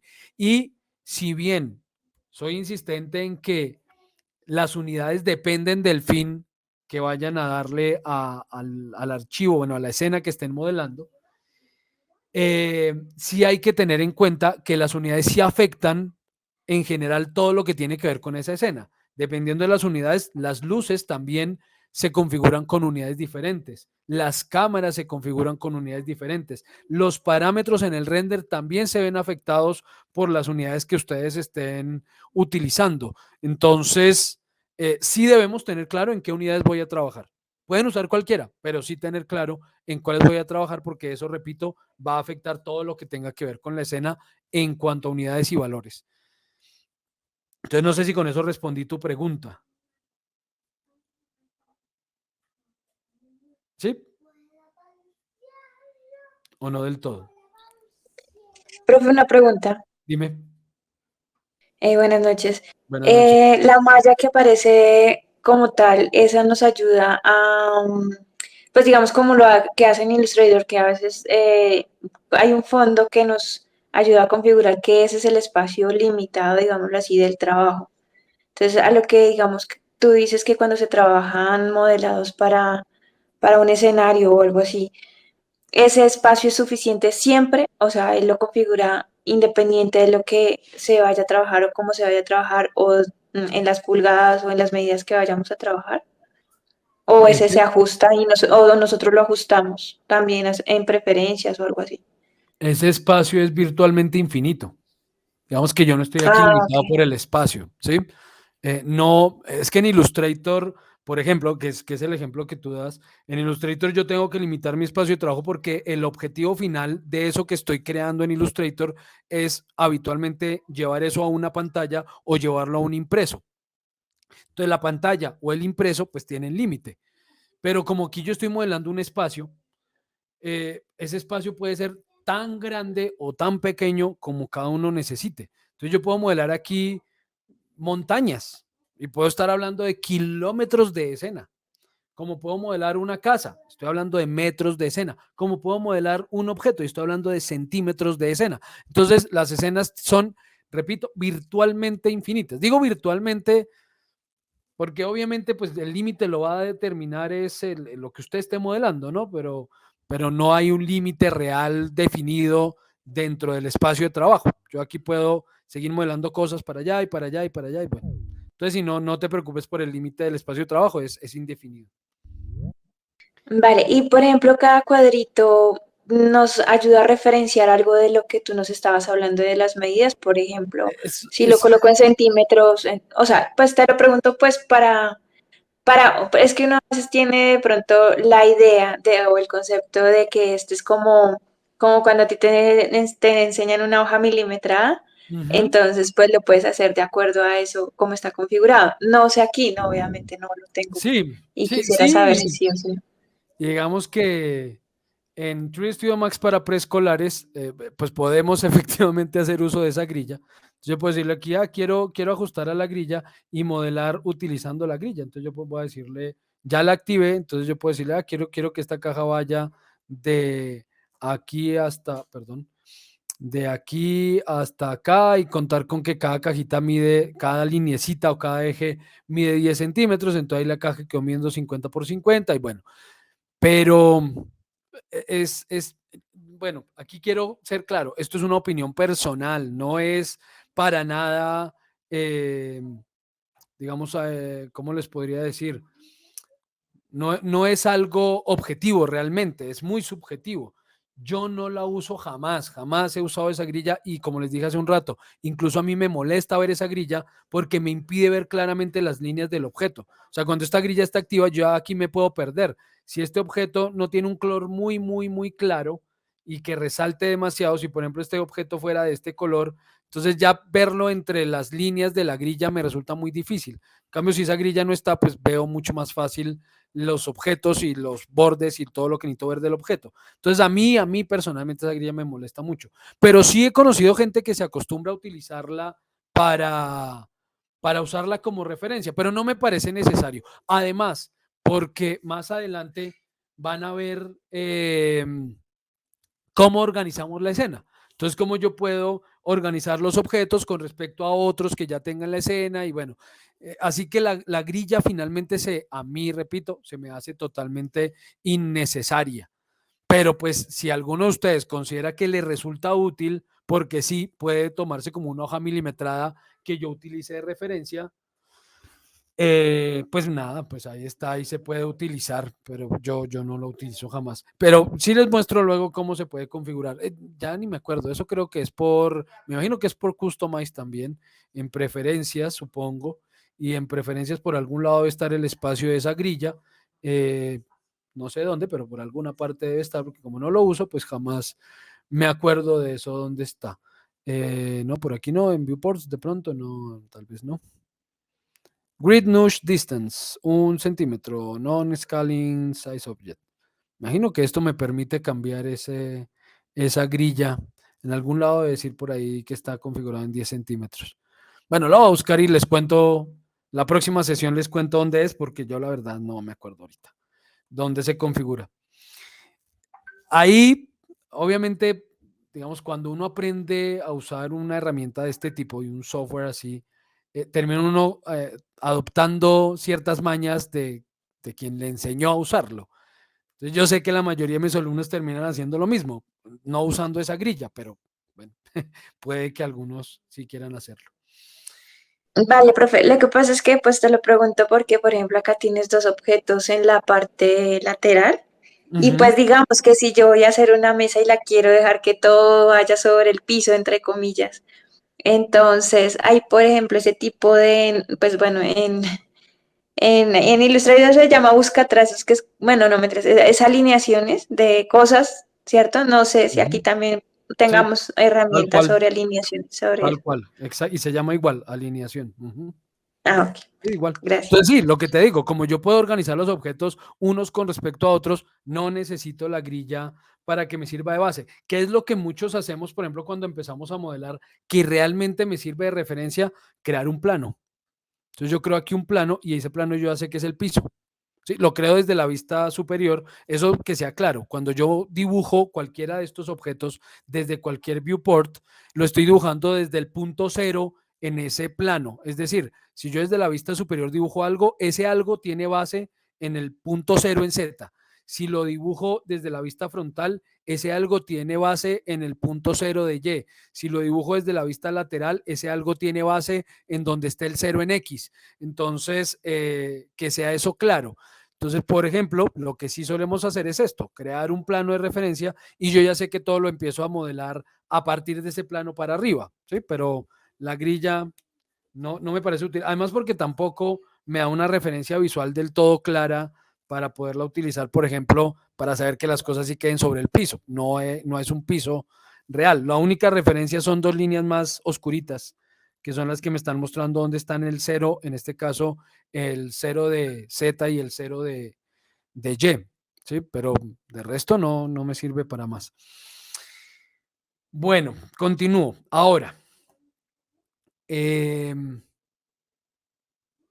Bueno, además, pero eso se los mostraré cuando veamos las herramientas de transformación, mover, rotar, escalar, me puedo guiar por las coordenadas, por el eje de coordenadas. Eso se los voy a explicar en ese momento, porque yo he hablado aquí de X, Y, Z, pero no les he mostrado o no me he referido de forma directa a esos ejes de coordenadas, que además son relativos y es algo que al principio resulta un poquito confuso cuando se empieza a usar esta herramienta. Pero si hay un eje de coordenadas, obviamente hay tres ejes, X, Y, Z, y pues yo puedo guiarme también por los valores de esos ejes de coordenadas. Pero sí, de eso hablo luego cuando veamos esas herramientas de mover, rotar, escalar, en fin. Bueno, continúo. Bueno, les decía que por ejemplo el cono, entonces voy a dibujar aquí un cono porque quiero mostrarles las opciones para que puedan ustedes por su cuenta estudiar las de los demás objetos.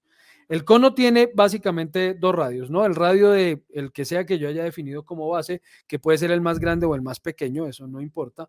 Luego tiene un segundo radio que puede ser el más grande o el más pequeño, de nuevo, eso es indiferente. Tiene altura que puede ser positiva dependiendo del viewport en el que lo haya dibujado. Si la altura es positiva, por ejemplo, en este caso va hacia arriba en Z, positivo en Z, o puede ser negativa, irse hacia abajo. Tiene luego segmentos en la altura, que en este caso por defecto tiene 5. Y de nuevo, que tenga 5 o que tenga 1 no va a generar una diferencia sustancial en principio si el objeto se va a quedar así toda la vida como un cono. Es luego, si eso lo voy a alterar de alguna manera, ahí es donde me interesa que tenga más o menos segmentos. ¿Cuáles son los que sí me interesan? Bueno, tiene aquí también segmentos en la parte de abajo, segmentos en la tapa, que por defecto tiene 1, pero yo le puedo agregar segmentos. Otra vez, entre 1 o 100 no va a haber diferencia en principio, pero lo que sí va a diferenciar sustancialmente el objeto es la cantidad de lados. En este caso, este cono está compuesto por 24 lados. Yo puedo quitarle mínimo 3, es lo mínimo, máximo 100. Es lo máximo que puedo agregar. Bueno, no sé, de pronto en esta versión me le permiten, sí, me permitieron más 200, 500, 200, listo, aquí tengo 200. Ok, entonces máximo 200 lados. Esto sí afecta muchísimo la geometría, así no la vaya a modificar después. ¿Por qué? Debe ser muy claro para ustedes, muy claro para ustedes. En estos programas de modelado 3D, los programas que parten y se basan en el modelado poligonal, las curvas no existen. ¿Sí? Eso debe ser claro. La curva no existe. Este programa jamás hace un cálculo sobre una curva.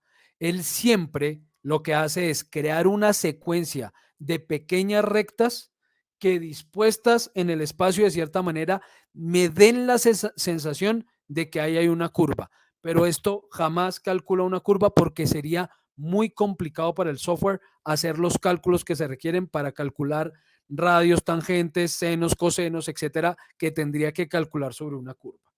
Entonces, por eso estos objetos tienen cantidad de lados. Entre más lados más lado le ponga, lo que estoy haciendo es agregar más de esos segmentos rectos.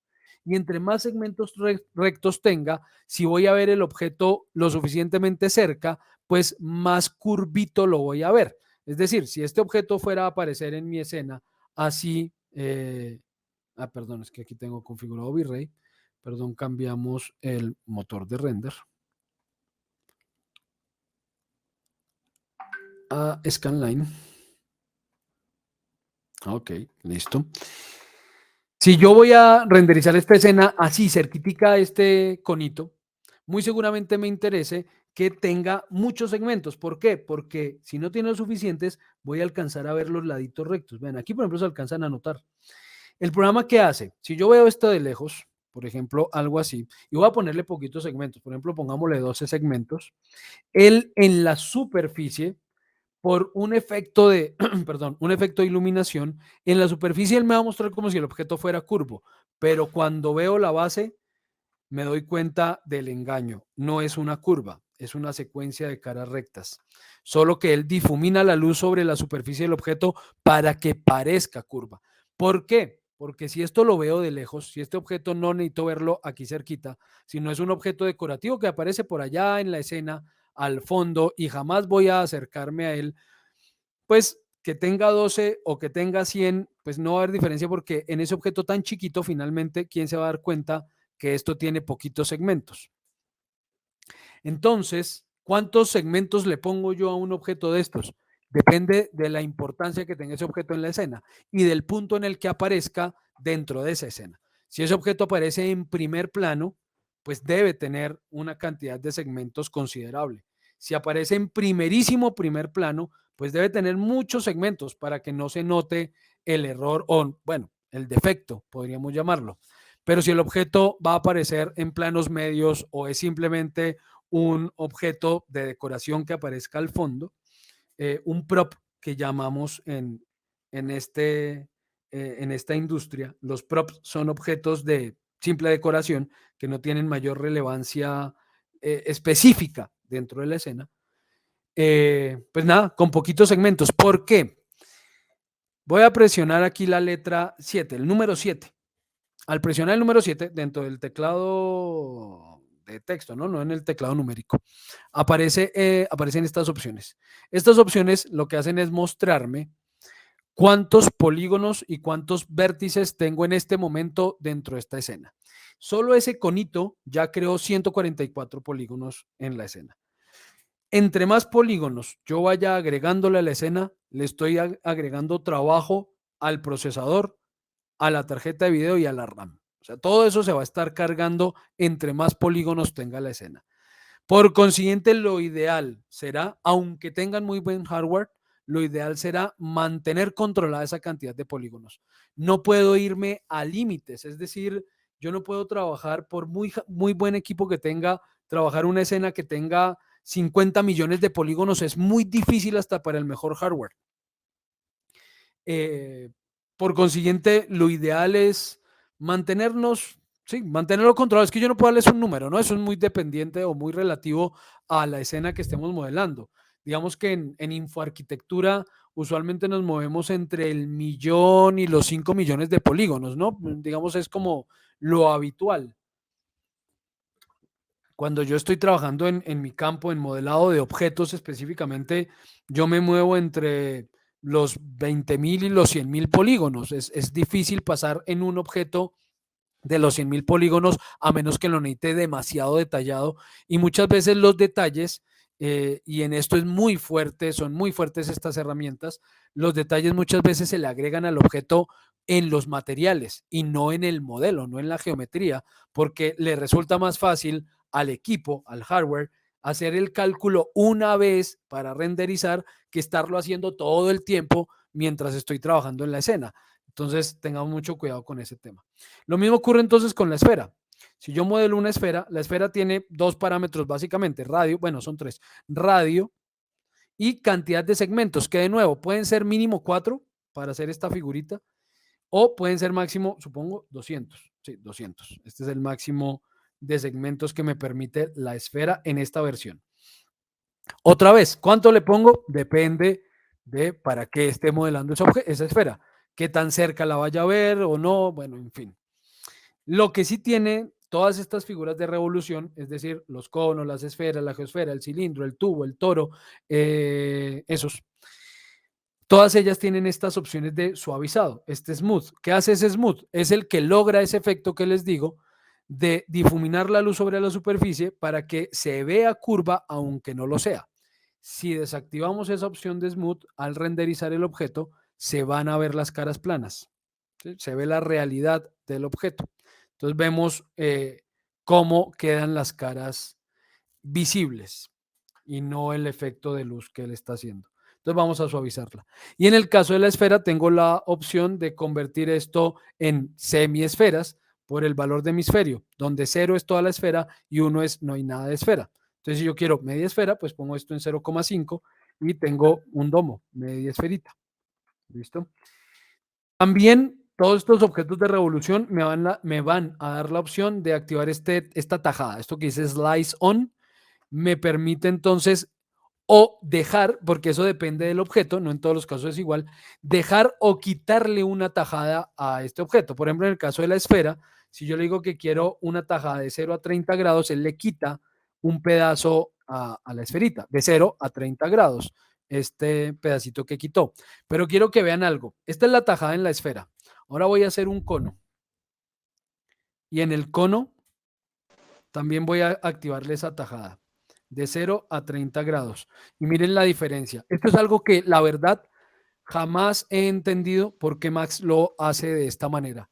Y es que para él los ejes son como tan indiferentes, o sea, como que me vale si el punto cero o el grado cero es el positivo en X o el positivo en Y o el positivo en Z. O sea, eso no me importa, ¿sí?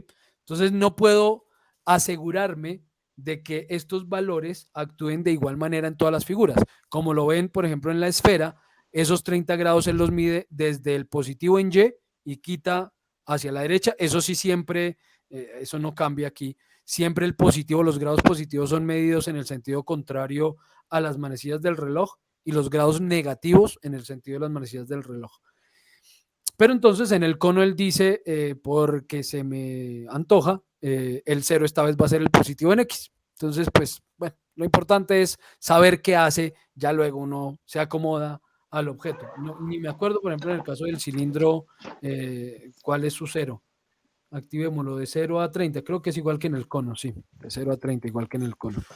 Entonces, bueno, de pronto tengan alguna razón, ¿no? Yo esté aquí diciendo barrabasadas, pero pues yo nunca la he encontrado, ¿no? Nunca he encontrado el porqué de eso. Bueno, como lo ven, entonces esa opción de slice está disponible en todos los objetos de revolución. Ahí acabo de dibujar también un cilindro que tiene básicamente radio, altura, segmentos en la altura. Entonces, ¿cuántos segmentos van a aparecer componiendo ese cilindro de arriba a abajo? Segmentos en la tapa, por defecto está en 1, pero yo puedo agregar aquí segmentos en esa tapita. Esto que estoy haciendo, por si lo quieren hacer, es simplemente hago clic sostenido sobre las flechitas dentro de la cajita, hago clic sostenido con la ruedita del mouse, perdón, con el clic, perdón, no con la ruedita, disculpen. Hago clic sostenido con el clic normal del mouse, con el clic izquierdo, y muevo el mouse para arriba o para abajo. Y eso me permite cambiar estos valores muy rápido, para que no tenga que estar escribiendo o hacer clic uno por uno, y bueno, que es mucho más lento. Y la cantidad de lados, que ya saben, pues eso va a determinar la definición en la base de ese cilindro. En la base, mientras tenga la opción de suavizado activa, ¿no? Si está inactiva, pues va a determinar la definición del objeto en toda su longitud. Listo, ya tenemos estos tres. Bueno, no, mentira, ahorita les hablo de las herramientas de selección en los últimos minutos para que puedan borrar al menos los objetos. Tenemos un toro, el toro básicamente es un objeto de doble revolución, entonces tiene doble radio, ¿cierto? Tenemos un primer radio que determina el radio de la donita y otro radio que determina el radio de la sección de esa dona. y podemos rotar el objeto. Esto no tiene ningún fin desde el modelo. Si se queda como dona, lo tendrá cuando lo modifiquemos, pero en principio no lo tiene. Pero funciona bien, por ejemplo, para procesos de animación. Es interesante, me ayuda con ciertas cosas. Si el objeto ya ha sido modificado y ya no es una dona, sino que tiene algunas alteraciones geométricas, puede resultar útil esa rotación. Lo que sí, digamos, habitualmente entre comillas, porque la dona no es que yo diga, es que en cada escena que yo modelo utilizo la dona, no, no para nada. Bueno, el toro, porque no se llama ni dona, se llama toro. No es que yo lo utilice en cada escena que modele, pero pues cuando lo uso, este twist sí funciona a veces para ciertas cositas, porque empieza a girar las caras finales del objeto, dejando quietas las primeras caras. Entonces crea ese entorchado que ven ustedes en la parte superior del toro. Y luego habla de segmentos, que son la cantidad alrededor de la dona que van a componer esta dona, mínimo 3, máximo 200. Y luego de lados, la cantidad de segmentos que va a componer la sección de la dona, mínimo 3, máximo 200. Desde ahí pueden entonces configurar diferentes tipos de objetos. Y como tiene doble revolución, entonces tiene doble suavizado. Entonces yo puedo decirle que lo suavice todo o que quitemos un momento las caritas, que lo suavice todo o que solo suavice los lados, que no me suavice los segmentos o que no suavice nada. Entonces se ve toda dejémosle esto un poquito segmentos, pongámosle 30. Entonces se ven todos los segmentos y los lados o que suavice solo los segmentos dejando visibles los lados del toro. Nada, simplemente para configurar el suavizado según como lo necesiten y de nuevo nos aparece nuestra opción de tajada.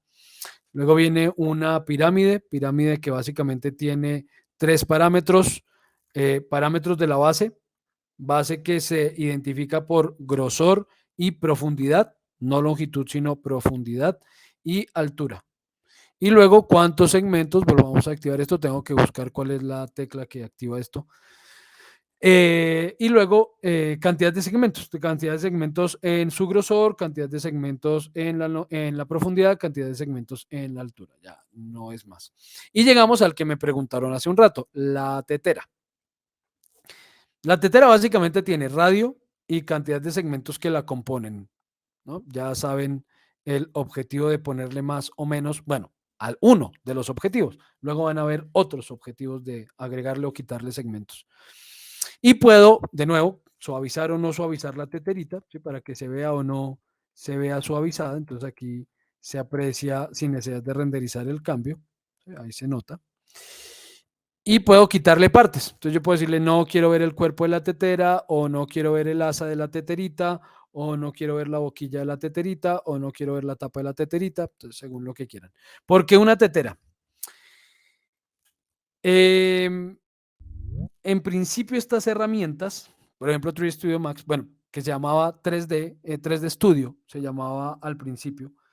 3D Studio nació como una herramienta para poder modelar, pero pensaron, bueno, y si la persona que la vaya a usar no quiere necesariamente aprender a modelar, sino que usted quiere aprender a iluminar la escena, o usted quiere aprender a poner materiales en su escena, pero no necesariamente quiere aprender a iluminar, pues yo le voy a dar a usted un objeto más complejo que le permita hacer pruebas más complejas de iluminación o de texturizado sin necesidad de que tenga que aprender a modelar primero para poder hacer esas pruebas más complejas. Entonces decidieron poner esa teterita. Eso tiene un porqué la tetera y no otro objeto, ¿sí? Porque hubiera podido ser un perro o cualquier cosa, no sé, lo que se le ocurriera al señor que lo hizo. Pero tiene un porqué. Creo que él escogió algo que tenía ahí a la mano. Yo no me acuerdo, por ahí leí en la historia hace mucho tiempo. Se las voy a compartir. Yo tengo por ahí el enlace a la historia del porqué de la teterita. Entonces se los comparto ahí por el grupo de WhatsApp. O no sé si alguno de ustedes conozca la historia y nos la pueda contar aquí rápidamente. La mona. ¿Qué, la tetera? Lady, ¿no me escuchas? ¿Ya me estás escuchando? Es el elemento básico del diseño. ¿Qué es el elemento básico del diseño? Sí, en modelado. ¿Por qué? Pues tiene su historia, pues digamos que porque cumple, digamos, con parámetros de modelado como que es asimétrico, porque, bueno, tiene muchas cualidades. No me acuerdo la historia como tú dices, Sí. pero sí, digamos, nos ayuda mucho a ver figuras que, digamos, dentro de un círculo, un cuadrado, o, bueno, Ujú. figuras básicas no podríamos ver. Entonces, aquí sí nos la permite. Sí, exactamente. Entonces, sí, tienes razón. Es que me pareció fue la afirmación de ese el objeto básico del diseño. Pensé que hablabas del diseño de productos. Entonces yo dije, no, pues a mí no me, a mí no me dijeron eso, pero sí en modelado, digamos, es un objeto que se considera como un objeto base y que está presente, no puedo decir que en todas, pero sí en la gran mayoría de herramientas que tengan que ver con 3D, esa tetera aparece en algún lado. O es el icono de renderizado como lo es aquí en Max y lo es en muchos otros programas, o está la tetera, porque lo he visto en otros programas, está la tetera para modelarla igual. No sé si eso te refieres con que es la mona que tú mencionas, Aldair, que es la mona de Blender, o sea, es también una tetera, o es que en Blender hay otro objeto. Yo no uso Blender. ¿En Blender hay otro tipo de objeto? No, lo utilizan es como una referencia, entonces ¿Y parece también es como una una tetera? referencia. No, es un mono. Ah, ¿es un mono? Ah, ya. Sí. Ah, ok, sí, entonces, pero sí, esa tetera eh, resulta bastante interesante. Incluso creo, si no estoy mal, dentro de esa historia que les compartiré, ahí hablan algo de que las primeras animaciones de Pixar también tuvieron la tetera y no sé qué, bueno.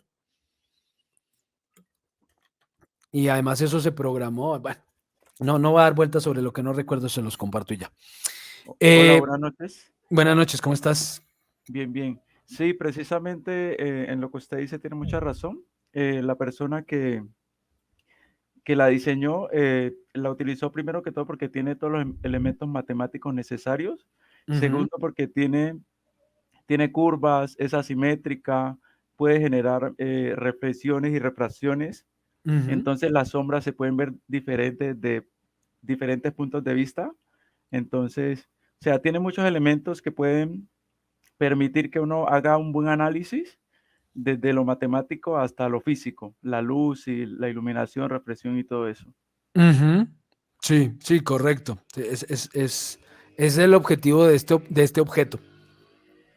Lo que quiero ver es por qué la tetera, porque otros objetos se no han podido cumplir las mismas condiciones. Pero sí, ¿por qué la tetera? Eso Ah, no, lo de la tetera es porque la esposa del él era un matemático y pues la sí. esposa tenía una tetera en la mano y le dijo que por qué no dibujaba esa. Y él la miró Ah, y hizo el análisis matemático y observó que tenía muchos elementos, o sea, cumplía con casi todos los elementos matemáticos, ¿sí? ujú. Podría utilizar el círculo, la línea, la curva, ¿sí? Era asimétrica, todos los elementos que él necesitaba. Ah, ok. Entonces fue por azar, porque la Sí, esposa. sí, Ah, digamos que ok. sí. Ah, bueno, bien. Sí, sí, eso está ahí, algo así, efectivamente. Recuerdo. Muchas gracias por tu aporte. Entonces, bueno, ahí está la tetera para que la usen. Y efectivamente la vamos a usar mucho. Cuando veamos material, por ejemplo, pues es el objeto que uso para hacer las primeras pruebas de material y todo eso, porque pues nos facilita ya que está ahí. Continúo, luego está el plano, porque ya vamos a finalizar. Luego está el plano. El plano entonces básicamente tiene dos dimensiones, es un objeto bidimensional, pero que se ve en la escena, porque yo les dije a ustedes que aquí existen objetos bidimensionales que vamos a ver en próximas sesiones, pero estos objetos bidimensionales no se ven.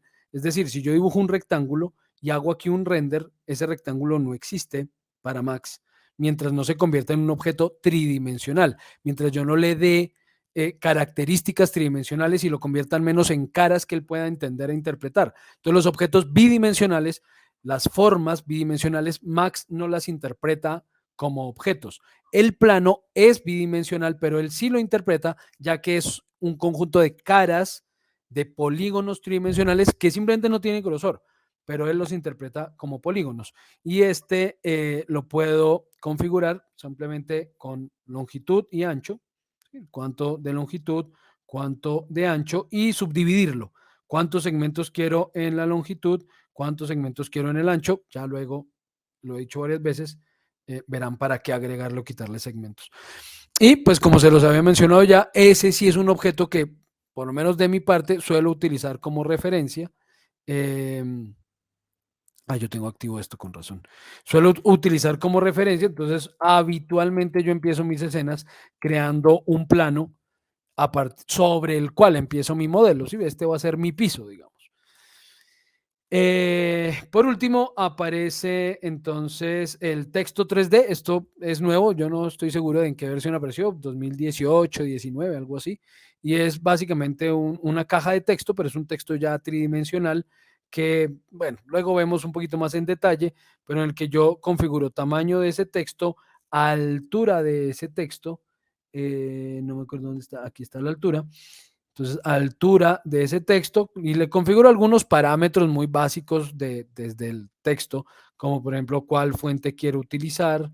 Entonces, yo puedo decirle, quiero que use esta fuente u otras, pero hay que tener mucho cuidado con las fuentes que utilicen, porque si la fuente es muy enredada, él va a generar una malla muy complicada que me va a dar serios problemas al momento de renderizar esto. ¿Sí? Por ejemplo, aquí está generando superposiciones de objetos, que eso se puede volver un problema porque hay espacios donde se están compartiendo caras. Entonces, eso nos va a generar líos, pueden ser graves al momento de ir a renderizar la escena. Entonces, en esos casos nos toca recurrir a otras operaciones para eliminar esas caras sobrepuestas y bueno, en fin. Pero ahí está la opción. Y vamos a ver otras opciones para obtener texto 3D. De nuevo, es una herramienta que puede ser muy útil. Por ejemplo, si yo estoy modelando objetos para impresión 3D o algo así, esto es la maravilla. Pero no es algo que, por ejemplo, en arquitectura o en diseño de productos uno utiliza todo el tiempo. Aquí yo no estoy modelando textos en todas las semanas, ¿no? Entonces, pues una herramienta que igual puede resultar es bastante útil. Puedo separar las letras por medio del tracking. Si tuviera líneas de texto, porque yo aquí puedo escribir, entonces voy a decir, hola, este es un texto de 3ds Max. Y bueno, y según el tamaño de la caja de texto, que ya no me acuerdo aquí dónde está el tamaño de la caja de texto, aquí. Entonces, según el tamaño de la caja de texto, él va creando líneas de texto y esas líneas también las puedo separar con este leading. Entonces, las puedo separar o unirlas. Puedo separar o unir las letras con el tracking. Puedo alinear ese texto, cambiarle la escala de su mapeado en U o en B. Luego van a entender qué es eso del mapeado. Y bueno, ahí puedo jugar, digamos que no es nada tan complicado de entender. Tiene también segmentos en la extrusión. Y bueno, esos son los objetos estándar primitivos que nos ofrece 3D Studio Max. Primera caja de herramientas que me ofrece en el panel crear, su panel geometrías. ¿Cuál es la primera tarea que ustedes tienen? Primera tarea. Van a explorar los objetos llamados extendidos primitivos, extended primitives. También es una serie de objetos que me permite generar formas más raras, ¿sí? Bastante más raras, ¿no? Como por ejemplo esto. ¿Sí? ¿Para qué podrá servirme esto? Explórenlo. ¿Qué me permitirá hacer esta formita? Pues explórenlo. Entonces quiero que exploren estos objetos extended primitives, primitivas extendidas. Y la próxima sesión, el próximo jueves, les cuento, o les cuento no, me preguntarán, si alguna no entendieron, me preguntan y yo les trato de resolver las dudas que aparezcan. Digo, les trato dentro de mi conocimiento y capacidad porque hay algunos de esos objetos que tampoco uso con frecuencia y hay algunos parámetros que puede que no sepa exactamente para qué son. De la mayoría sé y conozco sus parámetros y para qué sirven, pero de pronto me corchen con alguno, espero no, pero lo aclaro de una vez. Obviamente no todos esos objetos los utiliza uno todo el tiempo. Ahora, ¿qué es lo que quiero aclararles antes de finalizar la sesión en estos últimos 4 minutos? ¿Cómo selecciono objetos aquí? Hay varias maneras y en eso me voy a extender la próxima sesión. Ahí voy a empezar por cómo seleccionamos objetos y todas las opciones que nos aparecen. Pero en principio, debemos ir a esta herramienta que aparece en la barra de herramientas, esta herramienta que es la herramienta de selección, y esa herramienta me va a permitir seleccionar los objetos de 3 maneras. Una, haciendo clic sobre el objeto. Entonces yo puedo hacer clic sobre este objeto y ya es el que tengo seleccionado. Y si ya está seleccionado, entonces yo ya lo puedo mover, rotar, escalar, aunque estas herramientas son de selección y haga, pero no voy a adentrarme en ellas ahorita. Entonces ya seleccionado, yo podría, por ejemplo, ir aquí a mover y mover efectivamente el objeto a un lado, mover este a otro, bueno, en fin. Pero esta es la primera opción, hacer clic sobre el objeto. Otra opción es abrir una ventana de selección. ¿Cómo es eso de una ventana? Hago clic sobre ningún objeto y con clic sostenido desplazo el cursor hasta abrir una ventanita, esta ventanita que se ve aquí punteadita. Entonces, cuando esa ventana, cuando yo suelte el cursor, lo que esté dentro de esa ventana va a quedar seleccionado. Pero para que sea así, debemos tener en cuenta otro botoncito que es este botoncito de acá, este que dice Window Crossing Selection. Este botoncito, ¿qué hace? Me permite determinar si quiero que la selección se haga por ventana o por cruce. Por ventana hace lo que les acabo de mencionar. Cuando abra la ventana, solo el objeto que esté totalmente dentro de esa ventana quedará seleccionado. Si tengo este botoncito apagado en crossing, selección por cruce, al abrir esa ventana se va a seleccionar tanto lo que esté dentro de la ventana como lo que el borde de esa ventana toque. En este caso, todo menos la tetera. Todo quedó seleccionado menos la tetera. Entonces, o podría seleccionar un objeto sin necesidad de que lo contenga, simplemente abriendo un poquito la ventana, me aseguro que el borde lo toque y listo, ese objeto queda seleccionado. Entonces, pues para que sea claro cómo puedo seleccionar los objetos. La próxima sesión, el próximo jueves, partiré de los demás métodos de selección porque tenemos que conocerlos y vamos a ver varias opciones alrededor de todo ese proceso de selección, darle nombre a los objetos, crear grupos de selección, seleccionar por nombres, en fin, eso tiene un poco de opciones que les mostraré el próximo jueves. ¿Alguna pregunta, alguna opinión, algún comentario, aclaración, algo que quieran antes de finalizar la sesión del día de hoy? ¿Tú trabajas con shortcuts? Perdóname, dime, Helmi. ¿Tú trabajas con shortcuts? O sea, con teclado rápido.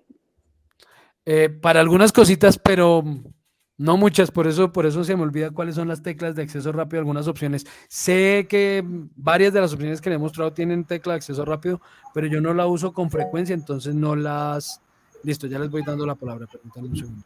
No las uso con frecuencia, entonces se me Profesor, dime, ¿quién me... Entonces, sí, ya, profesor, buenas noches. Hola, Sander, dime. Dinos. Sí, una pregunta. Pues cuando yo hago los dibujos en las diferentes vistas, superior, frontal, ¿por qué en la perspectiva no se ve? ¿O es porque el dibujo está muy distante del plano?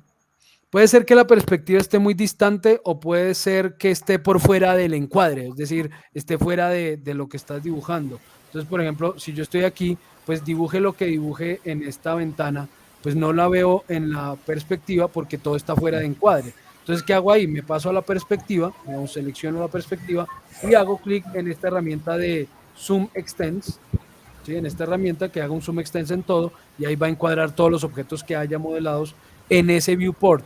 O puede ser que estés muy, muy lejos, que te hayas alejado demasiado y no estés viendo la escena. En ese caso, ¿yo qué recomiendo? Si eso es lo que ocurre. Si por alguna razón se me dañó la perspectiva, ¿sí? Se me dañó esta perspectiva, ya no logré recuperarla, sé que los objetos están por allá al fondo. Mi recomendación es, pasamos en ese viewport, pasamos a una proyección ortogonal, por ejemplo a la superior.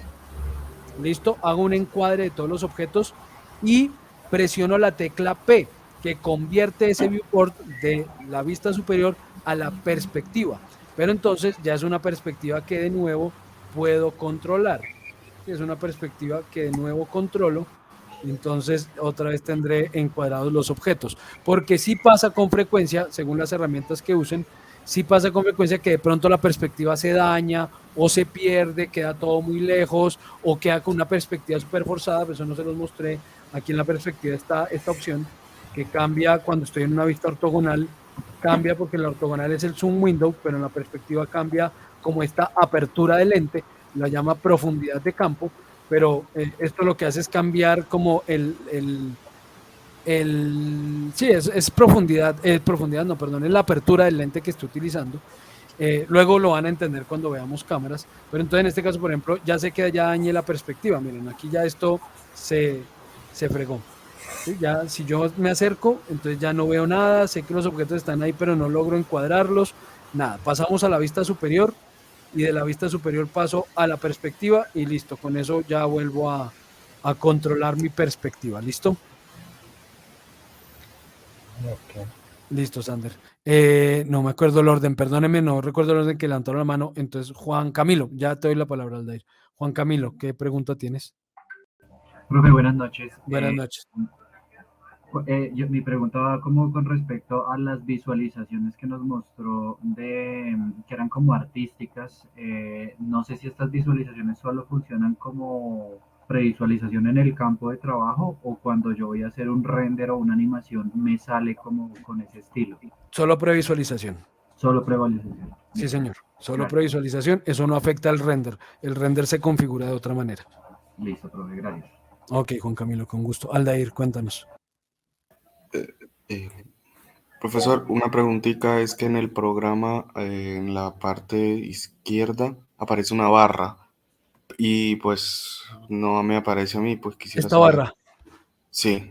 Ok, yo les mencionaba cuando estaba explicando la interfaz que estas barras yo las pongo ahí porque son la barra del motor de render que uso que se llama V-Ray y la barra de algo llamado Mass Effects que me permite hacer animaciones, ¿sí? Unos efectos de animación, pero yo las pongo ahí, o sea, yo las abro y las pongo ahí. Yo les voy a mostrar cómo configurar eso porque les voy a Por mostrar ahora no las algunos vamos a usar. plugins. No, y ustedes no las tienen. Bueno, la de Mass Effects sí la tienen, pero la de V-Ray, a menos que instalen ese motor de render, esa barra ni siquiera la deben tener disponible. Entonces, lo que sí quiero que sea claro es que la interfaz es muy flexible, que es ampliamente configurable. Ustedes pueden organizar la interfaz como quieran, pueden poner esas barras donde quieran, pueden modificar esas barras, porque uno puede entrar aquí y configurar dentro de de las opciones que me ofrece.